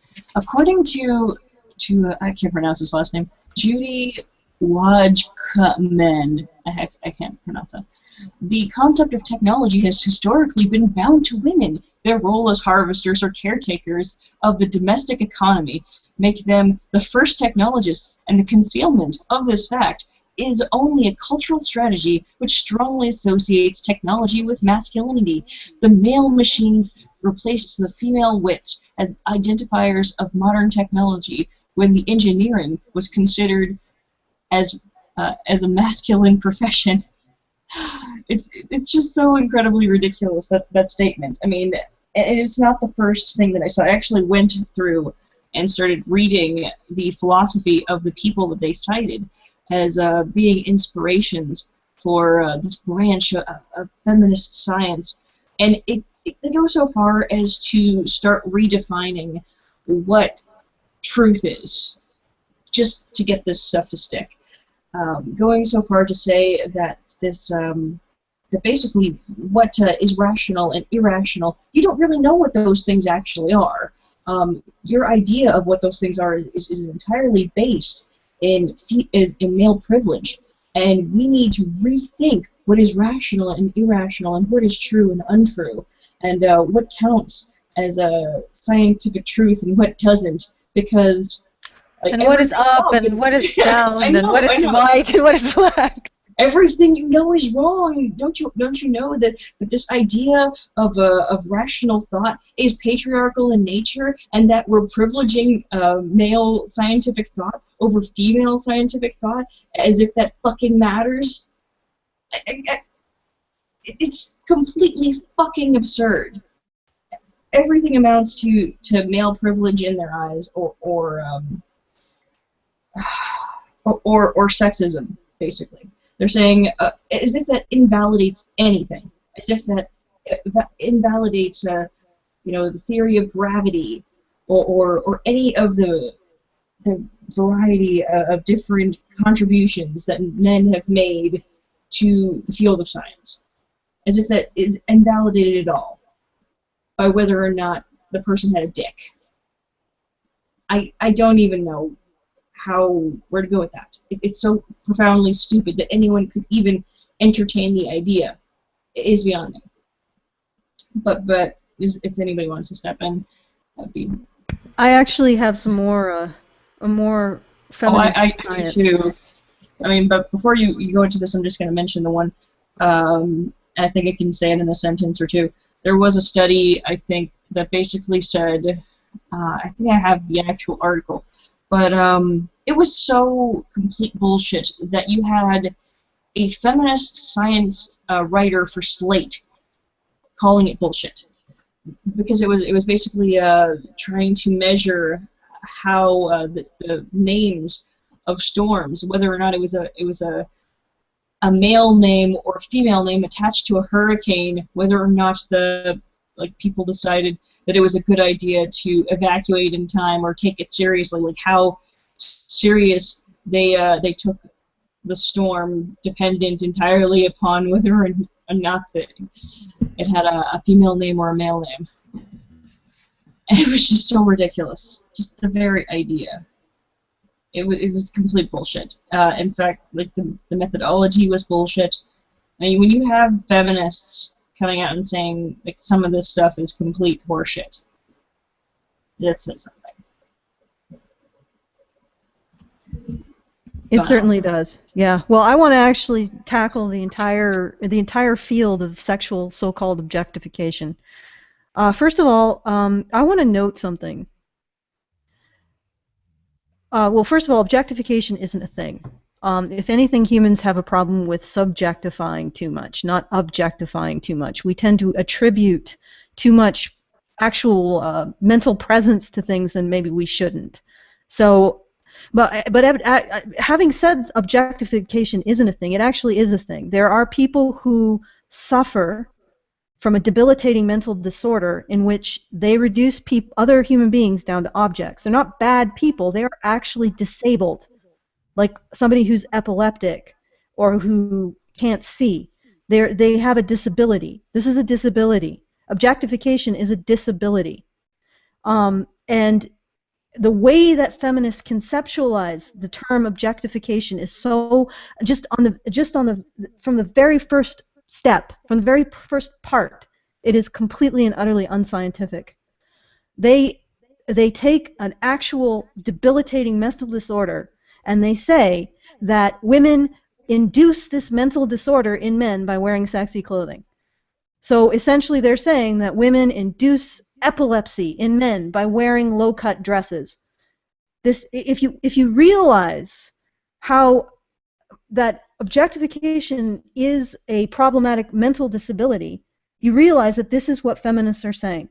They are literally saying that sexy clothes give men brain damage.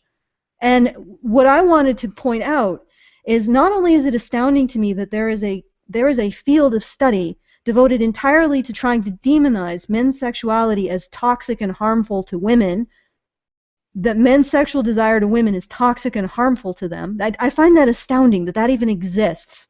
I mean, could we ever consider the reverse?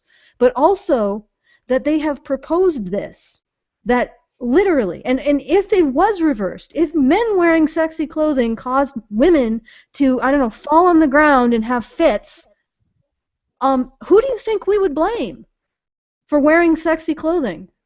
Because if men wearing sexy clothing cause women to spontaneously develop mental disabilities that inhibit their movements in society, which is what objectification is, it's a mental disability, the real form, not the bullshit form that feminists present, then we would blame men and say men cannot, we would put men in burqas to protect women.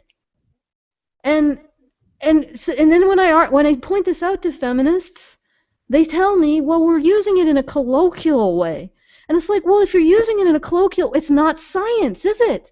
If you're using it in some sort of weird, like fucked up nonsense way, then don't use the term objectification.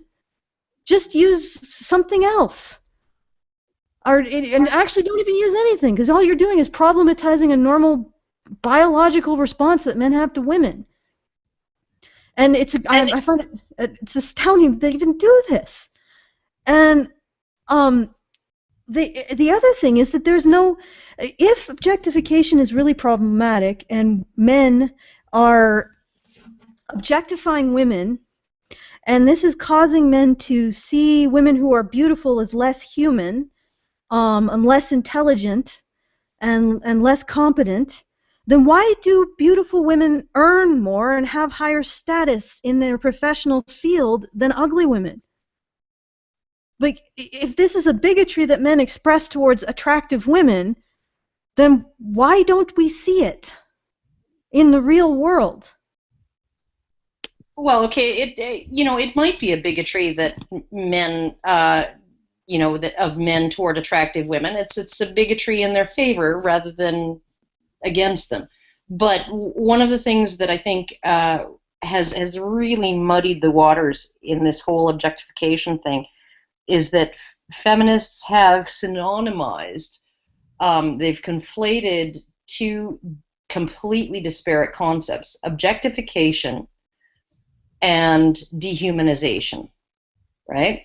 Now, objectification, like to see somebody as a sex object, to see somebody as an object of desire, to see somebody as, to be focused on their body, right?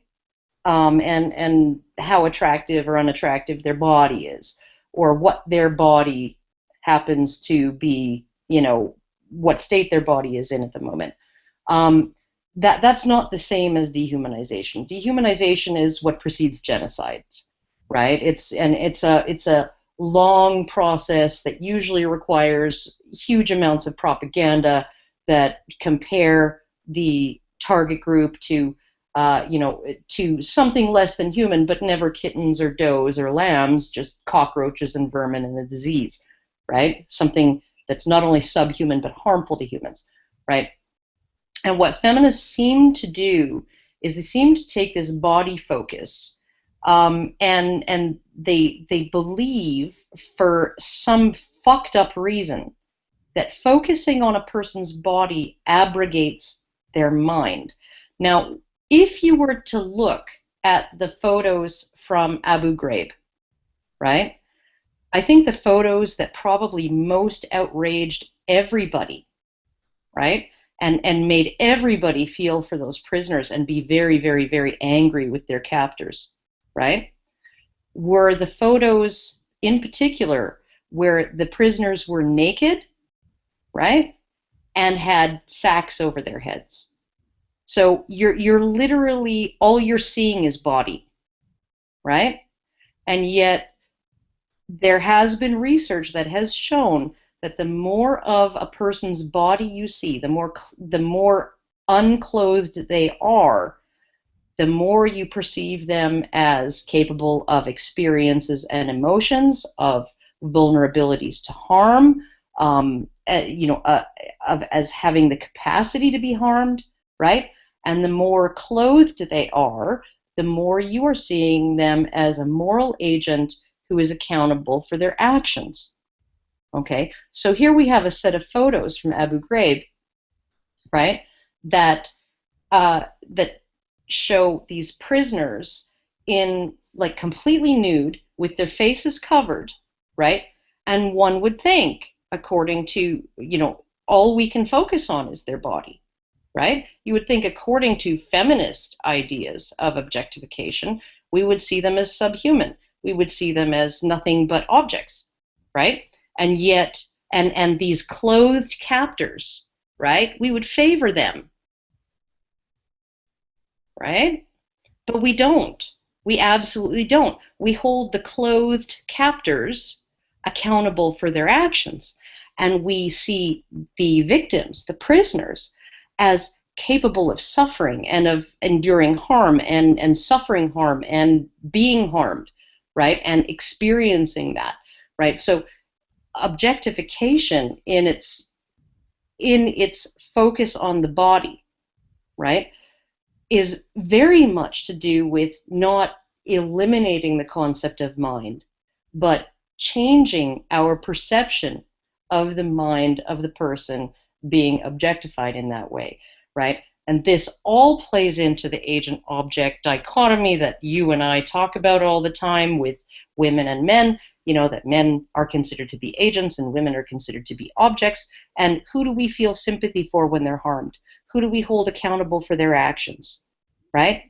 Who do we see as capable of being harmed by the other, right?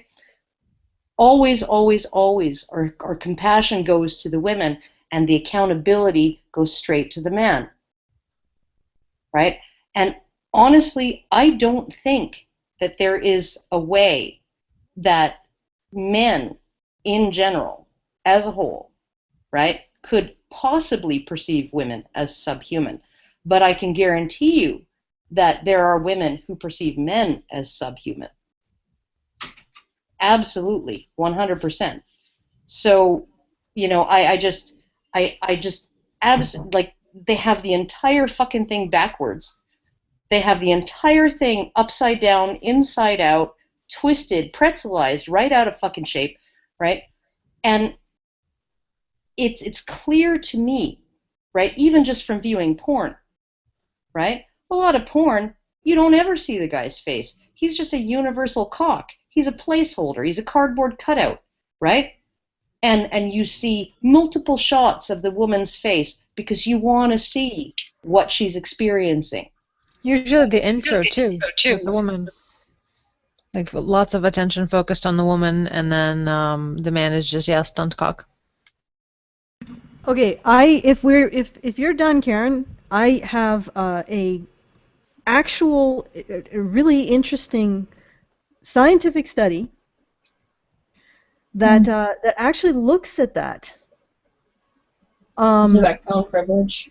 No. It actually looks exactly at what Karen is talking about. It's called From Woman to Objects: Appearance, Focus, Target, Gender, and Perceptions of Warmth. No, actually, that's more feminist nonsense. Oh God, you have to go through so much of it. I know, right? Yeah, that's why I didn't give as many examples or anything like that, because you have to go through all of this. There's usually no single one quote that sums it up. You have to just go through this endless wall of drivel. Okay, all right, here it is. More than a body, mind, perception, and the nature of objectification. Now, this is actually really good research. I don't believe this is feminist research. I'm surprised that these individuals have not been burnt at the stake for this. But they actually, let me read the abstract. According to models of objectification, viewing someone as a body induces dementalization, stripping away their psychological traits. Here, evidence is presented for an alternative account, where a body focus does not diminish the attribution of all mental capacities, but instead leads perceivers to infer a different type of mind.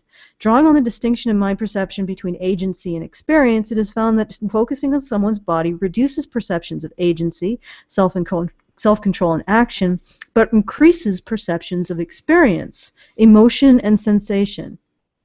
So essentially, they've found that when people so-called sexualize individuals, when you look at naked people or you sexualize, you're actually more interested in their subjective experience. You may see them less as actors or agents or having moral choices, but you see them more in terms of wanting to help them, feeling compassion towards them, wanting to see them experience good things as opposed to bad things. You care more about their internal life.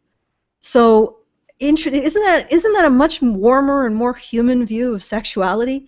That when you feel sexual attraction to someone, you actually feel like you care about their experience? I mean, that makes a lot more sense, since a lot of us humans tend to be really concerned about our sexual partner's pleasure and desire for us and interest in sexual actions, and that seems a little bit more normal than when we feel sexual, when men in particular or only feel sexual desire, they suddenly turn women into nothing, like just an object. Blow up dolls.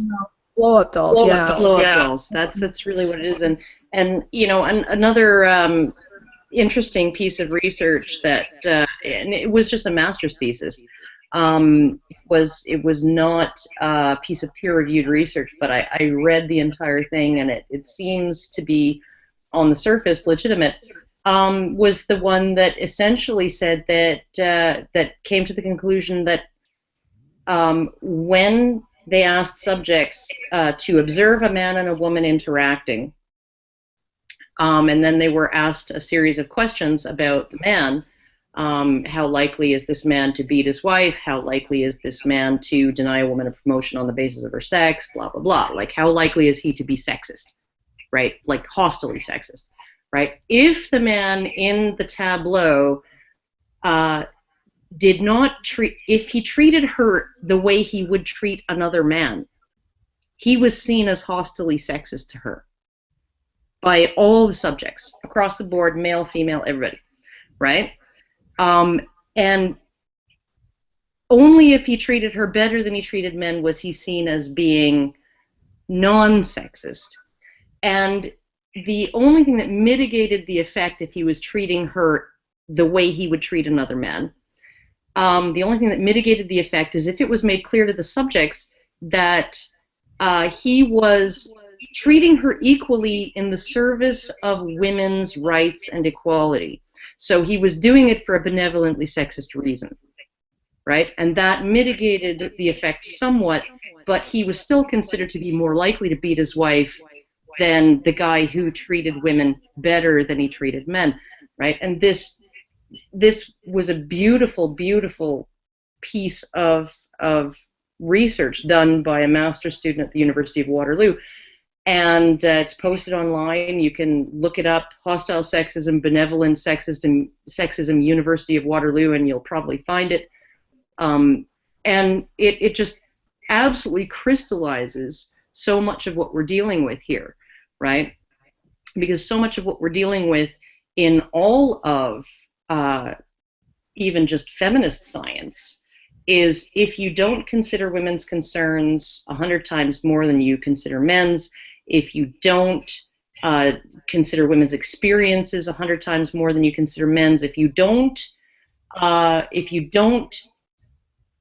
give 10 times more money to breast cancer than to prostate cancer, and if you don't do this and if you don't do that, right, to prove that you favor women, then you actually actively hate women and are neglecting women. And this just really seems to be the case, like across the board in every single issue, including every single scientific field. If women are not considered a special interest group and given special consideration, right, feminists will consider, and many, many ordinary people will consider that women are being ignored. Yeah, I will agree with that. Also, I would like to say it's time that you question how you feel about ice cream. I think all that you know about ice cream is wrong. I think that we privilege phallic ice cream cones over choco tacos. I think it's okay, what the fuck is a choco taco? What the fuck is that? It's the kind of ice cream sandwich that they have in, at least they have in the States. I think it's produced by Klondike. It's not. I think it used to be produced by Good Humor. But anyway, basically, it allows you to. Before you continue, Karen, do you have headphones? Is it possible? Anywhere, somewhere. Oh my gosh. I'm not gonna take any fucking American bullshit seriously, right? Because you don't have coffee crisp bars, you don't have proper Smarties, you don't have ketchup chips, you don't have proper slushies, okay? And don't fucking have frozen pierogies available in every single grocery store. So and also currently, this American program that we're using for our fundraiser does not allow Canadians to donate. So fuck you, America. Okay, Wow, well, no, we're not going to say fuck you, America, and we're not going to let it get us down. What I would suggest to anybody who wants to donate to our fundraiser but cannot donate from Canada, go ahead and go to the honeybadgerbrigade.com, is it? Oh, okay, Karen. Go to our PayPal, donate, and leave a note. Okay, All right. For the fundraiser. Okay. Shh. All right. Well, if you want to donate directly to us, you can do it at honeybadgersradio@gmail.com. And I will try to. I'll probably just reduce the fundraiser amount because by whatever you donate, because I cannot seem to actually change it myself manually. So if you're a Canadian and you're struggling with this, and if you don't have PayPal, I don't know what to do. Well, okay, but you know, you don't necessarily have to reduce the fundraiser amount. If somebody wants to donate to our PayPal, we can just move that money right over into the fundraiser, and then it will register. No, that doesn't. Doesn't? It's just like your headphones don't work. Or you're not wearing them. Well, I'm not wearing my headphones, but they don't work, so there's no point in wearing them. So. And you know, king cones, they just privileges maleness over femaleness, because the femaleness with that chocolate talking about ice cream? This is hilarious. Like we've had this entire conversation. I think actually Rachel was talking about pink tacos for a while there, and I was getting really uncomfortable. I'm just illustrating just the absurdity of the feminist approach to science, because basically I'm saying that ice cream can be sexist because you're privileging what appears to be a gendered ice cream cone over the more feminine Choco Taco, which is filled to the brim with ice creamy goodness. It is. Looking at the photos, I want one. Chocolate lady. Oh. They look so delicious. Karen, I'm muting you until you fix your headphones. So delicious. I don't care how long it takes. I don't have headphones, Allison. I don't have headphones. But I just, and my headphones wouldn't work anyway, you know that. They just translate the echo through the headphones. But yeah, no, the chocolate labia. There was a point where better. That kind of, yeah. Can we bring You're so chocolate sexist, Karen.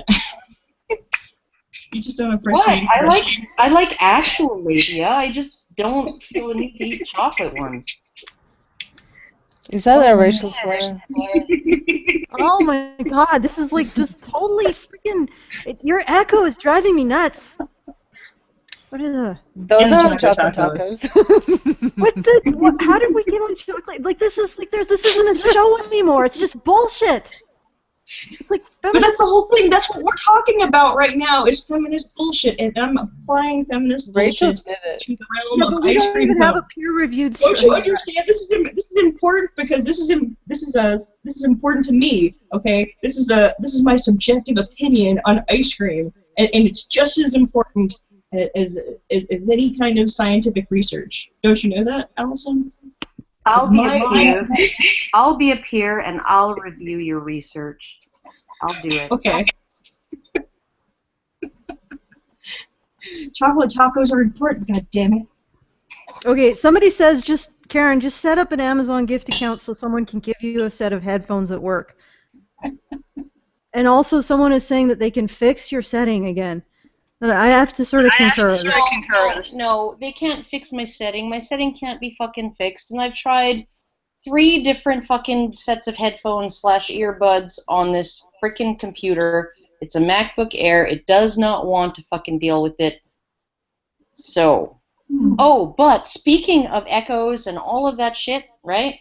And microphones and headphones and all of that, anybody who had watched my chat with Stardust the other day, like last week, I was supposed to, on Tuesday, be on the David Pakman show again, this time debating a feminist women's studies professor. And I got up early and I got all presentable and shit and all of that and put my headphones on, even though generally I don't have too much echo when there's not a million people on the freaking chat. And everything was ready to go. And this feminist professor had no headphones. She had no earbuds. The mic on her computer was roboticizing her voice. Allison, you know what that's like. And from the old days on the radio. And then whenever David or I would speak, it would echo back at us really loud in a robotic fashion. And so we had to frickin' kibosh the entire fucking thing and postpone it. And now she's saying that she may not be able to fit me into her schedule. This is after I gave my opening statements, right? And then we couldn't deal with her technical issues. And then now she's sort of balking and saying, well, I don't know if I can fit you in and the whole bit. So I'm sorry if anybody is disappointed, but totally not my fault. I recommended that she go buy a $15 set of earbuds that you would use with your iPhone and plug the fucking things into her computer. But yeah, I haven't heard back from them as far as rescheduling, so who the fuck knows? So professor can't afford that. But yeah, it's just ridiculous. It's not that she can't afford it, it's that I think she didn't really think of it, because as we know, women's studies is about as far from STEM as you can get, and it's about as far from computer literacy as you can get. So she just didn't anticipate, I think, that there might be an issue with echo or feedback or whatever. And yeah, so and now she's like, oh, well, I'll go and buy those and I'll let you know when I can do this. And I was like, my schedule's very, very flexible. Whenever's good for you, I will make the time, but I haven't heard anything back yet, so. That's a shame. I really would have loved to have seen one of those feminists completely owned by you on the David Pakman show. I would have loved to see that.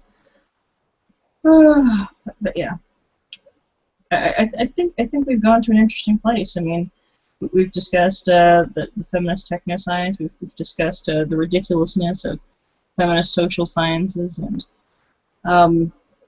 oh gosh, I probably should have mentioned that I also ended up watching or attempted to watch a video talking about how physics is a feminist issue, which just then proceeded to talk about the different ways that they felt that men were privileged in the field and that there was a lack of representation, and that somehow this applied to physics in any way, shape, or form. It was just completely absurd. But yeah, it really is. It's just go out there and find anything, any kind of feminist philosophy, any kind of a feminist epistemology, and look into things like standpoint theory and all this stuff. And here's the interesting thing. I mean, just like Karen just described about this feminist professor, was she a professor of something like definitely of the social sciences? And yet these people believe that someone like her could speak about, could really critique something in tech or biology or any of these things. They have enough knowledge to be able to critique this, when really their critique just amounts to the same bullshit over again. But Before we go, well, I had one more, but this is one we've talked about so much. Mary Koss defining made to penetrate is not rape. Oh God, yeah. Yes. Yeah, and I've had recently a feminist say that we decontextualize her statement, but I can go through the whole thing. I don't know if you guys want to do that or if you guys want to just end it. I think we can end it. I mean, once I post up my write-up with all these different links to some of the stuff that I found, I think that'll be good. Let's throw it to the chat. Let's throw it to the chat. Do you guys want me to go over Mary Koss's? I don't mind if we go over it. Do you guys want me to go over Mary Koss's nonsense one more time? Will I play it again, Sam? Oh God! Just someone say yes or Once no. more with feeling. Yeah, do it with feeling. With feeling. On pizzazz with jazz hands. Yeah, do the jazz hands. We'll jazz hands for you. Okay, somebody write jazz I'm hands. golf clapping. We should seriously make Okay, I got the yes. I got. jazz hands as the official greeting of the MRAs. I'm 100% behind this idea. Okay, so first of all, I want to do a shout out to Taman at tamanwrote.wordpress.com because a lot of this stuff is his work. The original statement of Mary Koss was, although consideration of male victims is within the scope of legal statutes, it's important to restrict the term rape to instances where male victims were penetrated by offenders.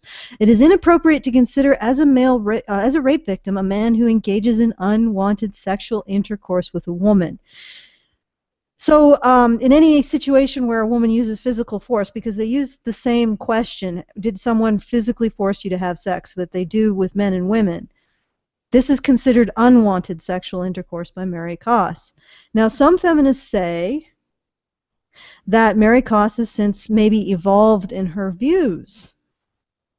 But actually, this is from a later paragraph written later study written in 2010. It would be desirable to conduct further quantitative inquiry using the revised SES, it's just a rape instrument to capture sexual abuse, which contains items that have been crafted with behavior-specific wording to elicit information on a range of sexual violence experiences. This will make it possible to base men's rape prevalence estimates with more specificity on acts that involve sustained forced penetration, leaving less leeway for men's individual perceptions of what constitutes forced sex. So feminists have said that, oh, well, maybe her viewpoint on this has evolved. No, it hasn't.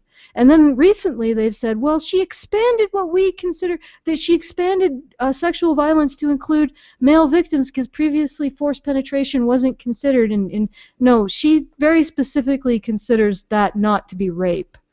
She doesn't want to refer to a man being physically forced to have sex. Physically forced. I'm not talking about verbally coerced. I'm talking about physically forced to have sex by a woman as rape. She doesn't want to refer to that as rape. She wants it to be unwanted sex, surprise sex that he should be grateful for, because it's essentially it's the ugly Christmas sweater thing, right?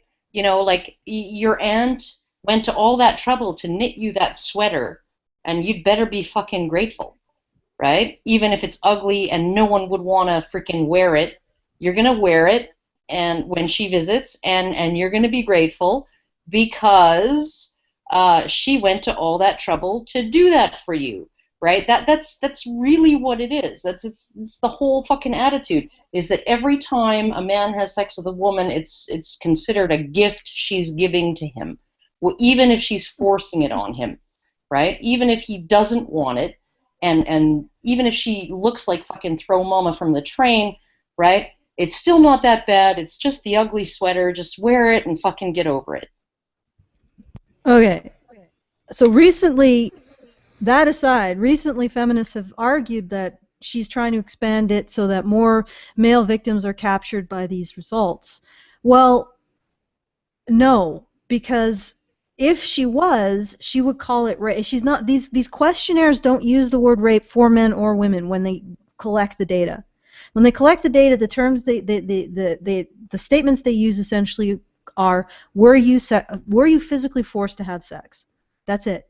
That's what they ask. They don't use loaded terms like rape because, of course, women also say they weren't raped. So what's interesting in this situation is that Mary Koss essentially wants to capture as much female rape as possible and as little male rape as possible. Well, well, actually, I think her motives are even more tetchy than that. It's not so much because I don't think feminists have ever really had a problem of saying, with saying men can be victims of sexual assault or any kind of assault by other men. Patriarchy hurts men too, right?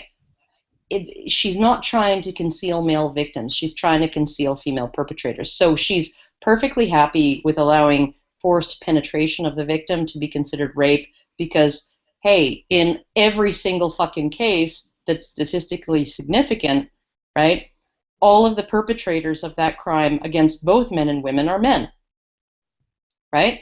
But when it comes to being made to penetrate, there is a huge, and again, the CDC wouldn't release the previous year numbers for this, but they did release the lifetime numbers for it, and 80% of the perpetrators were women, right?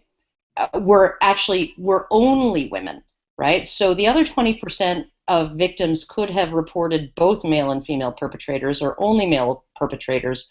We don't know, right? The CDC doesn't want to tell us. So you're looking at a situation where it's not necessarily that she's trying to conceal male victims. She's trying to conceal female perpetrators because it's not male victims that contraindicate her paradigm.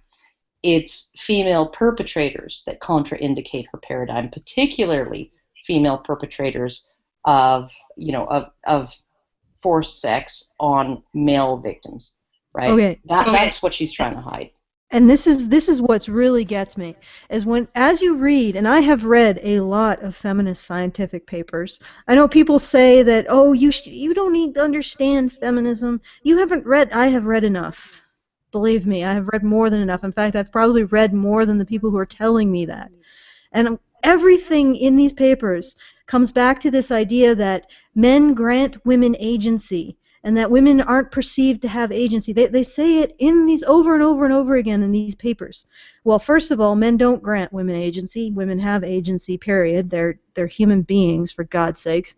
Second of all, if we're talking about perception of agency, yes, that can be granted or withdrawn, but who is doing the most to reduce the overall perception of women's agency than feminists who are hiding female perpetrators of sexual violence, who are writing papers in which a woman, if a man stops sexual activity and the woman takes the initiative, throws him down and mounts him and just goes to town, suddenly she's still a victim.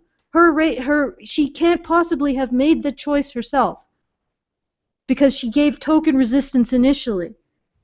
And invalidate women's agency. They constantly are invalidating women's agency in every step of the way. And they don't see that right now they are the biggest force for maintaining the perception that women are only acted upon. They're the biggest force for maintaining the perception that women are victims and incompetent and don't have these moral choices, aren't moral agents, and don't take action. And it's so... Okay, go ahead, Karen. Or not. As you feel. I don't want to take away your agency. I guess not. Well, actually, no. No, it's competence. That's really the thing. Competence and the ability to make your own decisions. And like when I was writing erotica, way back when, I came across a lot of female authors who, and a lot of them had some real hang-ups about sex. Just to like talk with them on the forums, you could just sort of get the sense that they had some serious hang-ups. A lot of these authors who chose to almost entirely write male-on-male erotica, these are women authors, they said that male-on-male erotica gave them the ability to explore female sexual agency through male characters. And this always just fucking blew me right away. It just blew me away. Like, how can you explore female sexual agency through a male character, right? Because a man is not a woman, right? And a man's experience is not a woman's experience. And the perceptions of a man are not going to be the perceptions of a woman. And a man's sexual power is nothing like a woman's sexual power. So how the fuck can you tell me that you're exploring female sexual agency through two male characters? That's completely fucking fucked up, right? But a lot of these women have been convinced that they have no sexual agency, when in reality, they have way more sexual agency than men. Absolutely way more, because part of agency, right? Part of having agency is having the wherewithal to act and to get what you want. And when it comes to getting sex in any context other than maybe Mick Jagger versus that chick who works at the 7-Eleven, right? A woman is going to have more agency sexually, more wherewithal to be able to get the sex she wants when she wants it than any man, right? So, like, what we have here is like kind of it's like an obstruction in women's perception of themselves, right? It has nothing to do with reality. It has absolutely nothing to do with women's ability to get the sex that they want when they want it, to take responsibility for their own sexual experiences, good or bad, right?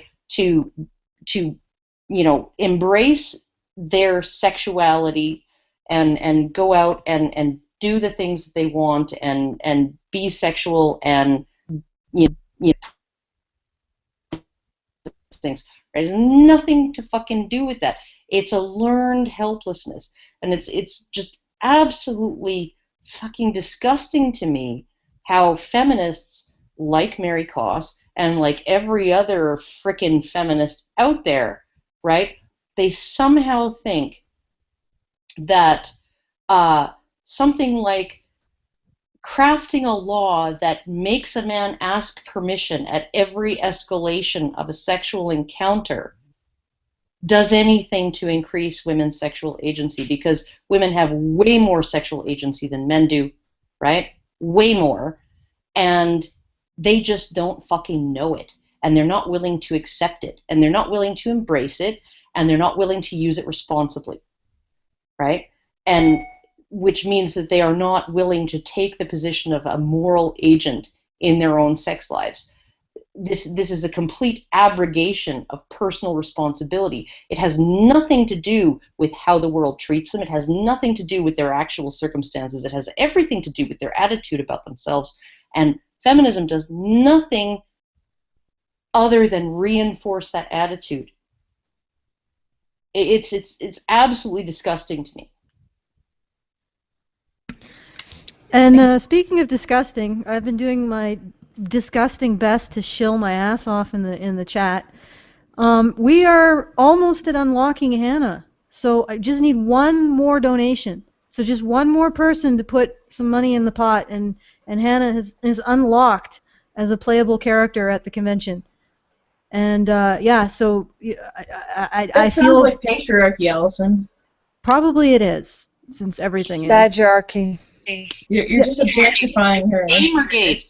You fucking Gamergate. Yeah, gamer. What? How did that? What? That doesn't seem completely relevant. It's Gamergate. You're unlocking it. You're using gamer language. Leveling up and everything. Yeah, you shitlord. Okay. All right. Thank you. Anyway, so like I said, I'm shilling shamelessly. I'm a disgusting, horrible creature that shills, and you should donate, and let's see if we can unlock Hannah. I'm going to the website now. Okay. Okay. Wow. All right. God damn it! This freaking fundraiser. It's like I don't understand it. It's so it's so deeply confusing because it should be unlocked because we're now over the goal. We have technically unlocked Hannah, but it just doesn't want to frickin' unlock. Maybe it needs a minute, as in like a day and a half, to update its front page graphics. Sometimes I've noticed that with fundraisers where the little thermometer that's all exciting and you watch it rise, or other things like that will freeze. The front thing graphic is fine. It's just not wanting to. We've hit our target, and it's just not wanting to unlock Hannah's. But we have unlocked her, so yes, we just can't seem to get her out of the cage, as it were.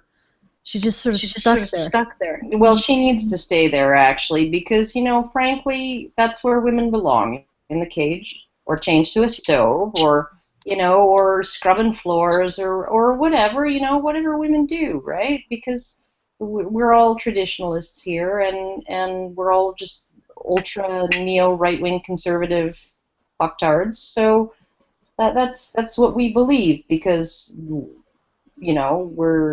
slut shamers and horrible people, right? And we also live in the depth of patriarchy, because right now, as I've said many a time, right now, right here, right now, we live in the depths of the patriarchal nightmare in which women are property, according to feminists in 2050. Right now, women are property. Like, I'm basically owned by my husband. Public property, too, right? We're public property, right? Like you're not just owned by your husband, Allison. You're owned by every man on the street who dares to put his eyes in your direction. Right? That's a real problem. Well, like this whole thing with the fundraiser is probably about as confusing as the very concept of a gentle realism, which is one of the things that ended up coming up under feminist techno-science, where she basically redefines what it means to be an acting agent. She actually redefines agency and forms an entirely different branch of philosophy concerning reality itself.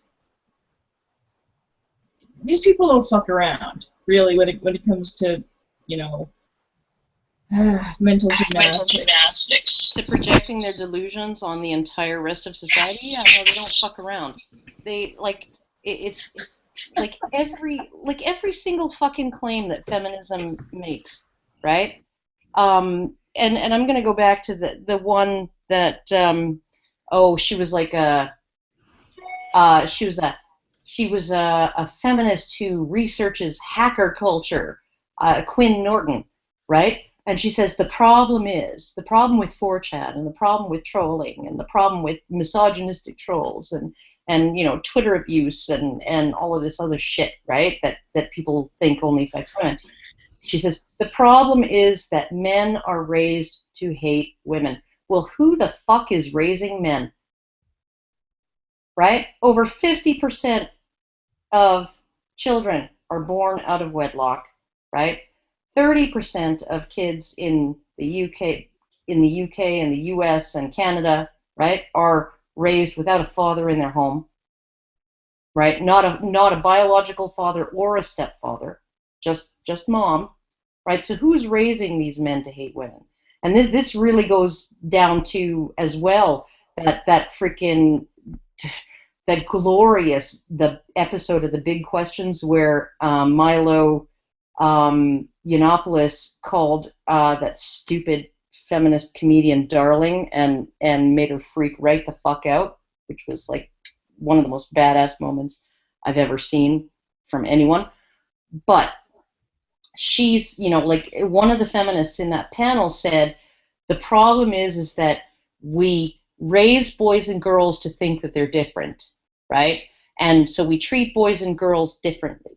And so that's why male suicide rates are so high, is because we teach boys that their feelings don't matter, right? We don't comfort them as much. We don't comfort them as quickly when they're fussing, the whole bit, right from the time that they're babies. Okay, but, when did male suicides completely outstrip female suicides? When did the rates for men and women just completely branch off, just completely fork. Oh, might have been when we started with this whole bullshit of boys and girls are exactly the same, right? And I'm of the mind that what happens, because here we have this feminist saying, we don't take boys' emotions seriously, in a panel where there are grown men telling her how they feel and she's dismissing it, right, as either unimportant or active misogyny, right? So what I think is that when we removed that preparation, right? And Warren Farrell also says this. It's when when the male role begins to impose itself, right? You know, childhood suicides are about 50-50, right? But when puberty hits and the male role begins to assert itself and be imposed on boys, that's when suicide rates skyrocket for males. Well, you know, maybe the reason why is because they've been raised in some dreamland, right?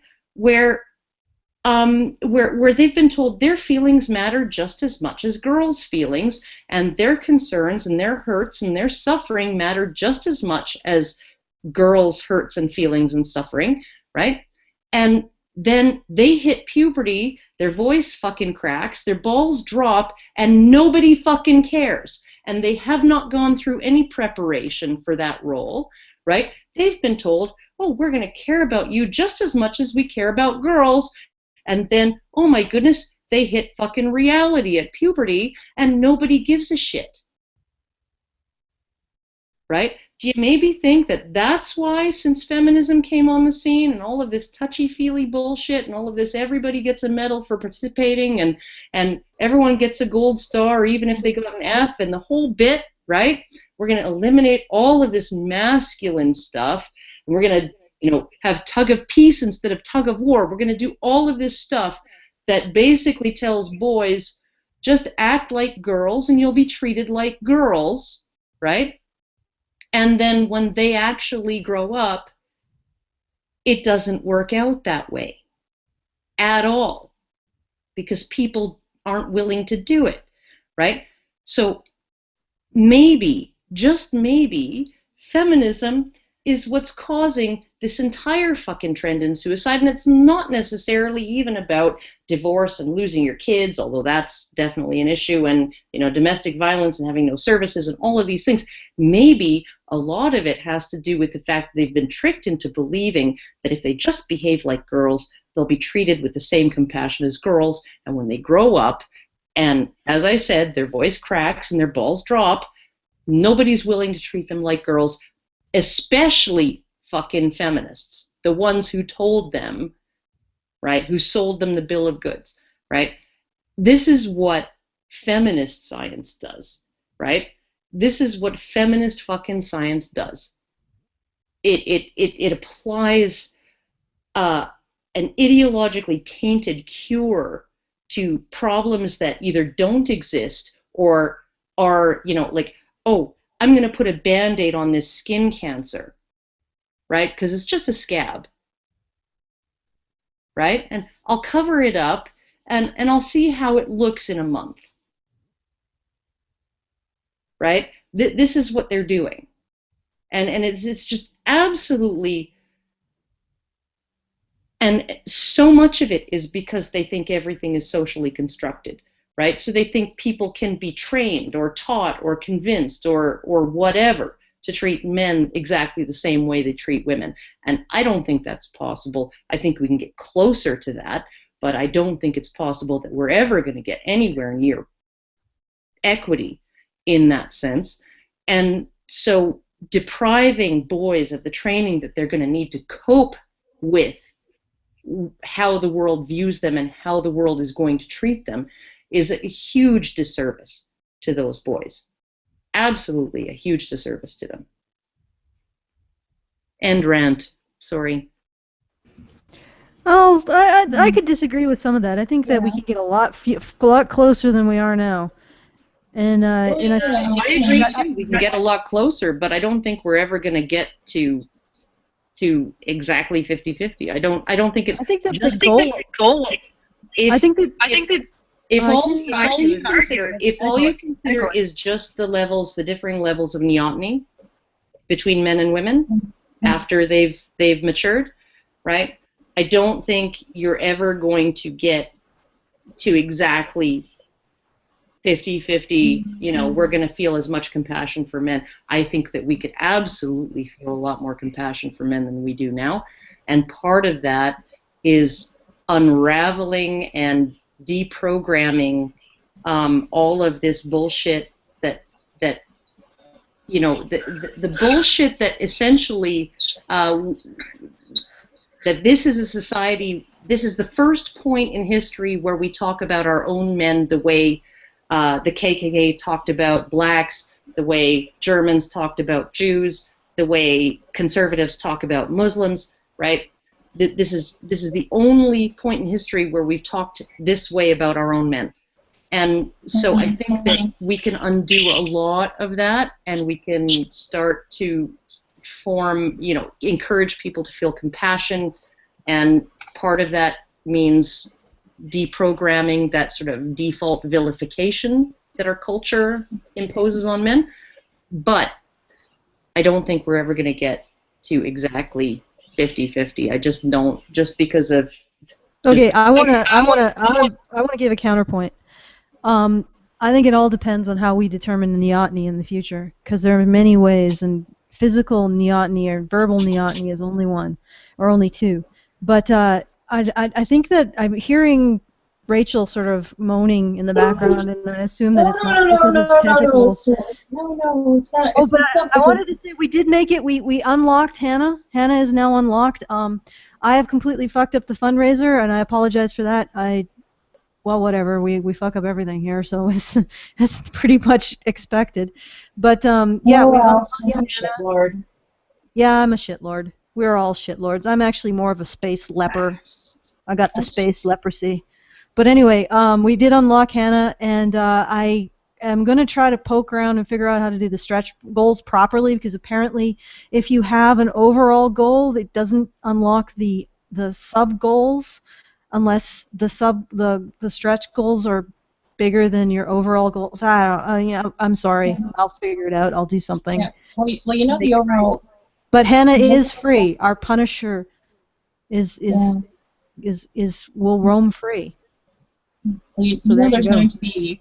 We're going to actually see a visible problem though pretty soon with the way that people are doing things in I think they started doing this in places like Sweden and probably Norway, where they're trying to create a gender neutral environment for students and just pretend like everybody's exactly the same. And I really think this is probably going to show itself as being incredibly harmful and fucking with people's sense of self, you know, with their identity. But basically saying, oh, these feelings, this way that you want to express yourself, that's wrong because it's offensive.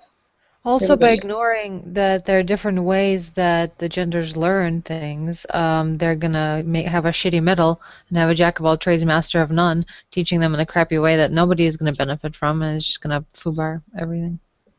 And also teaching them as though they're dysfunctional girls, basically, trying to pretend like boys and girls learn in the same ways, like that you don't need to have some kind of a recess there. Let's just do this. Let's just end it. We're good. Okay, we'll end it. I'll fill and then we'll go.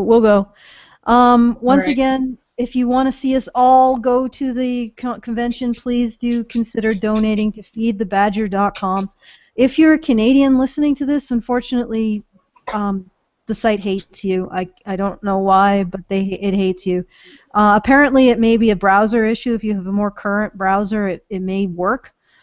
Because there have been Canadians who have managed to swim those rapids, but they had more current browsers, and but if you're having issues, you can donate directly to honeybadgersradio@gmail.com. Just choose your level, choose the correct shipping. You should be able to see it in your cart, and then just donate that. If you don't get the shipping right, I'll just coordinate with you something. And once again, that's honeybadgersradio@gmail.com. If you're Canadian, you might want to. You'll probably have to do that, unless you're using the more current browser, in which case apparently the fundraising site will work for you. So once again, that's feedthebadger.com. If you donate through Honey Badgers Radio, I will just reduce the overall amount. I have no other way of dealing with it, but you will be contributing towards the goal. It'll just be sort of like moving one thing down and the other thing up. We're gonna go at her both now. Yeah, we're gonna chip away. I'm real sleepy now. We're gonna spit roast that bitch. Oh my god. Oh god. That table won't know it. I mean, it's gonna see so much action. You don't even know. Yeah. Well, we'll get there. We'll get there. But again, the next person to unlock is Anna. So yeah, go unlock Anna, as it were. Unlock me. Yeah. Unlock my body. Okay. That sounds so sexy. Doesn't it though? Yeah, unlock her body.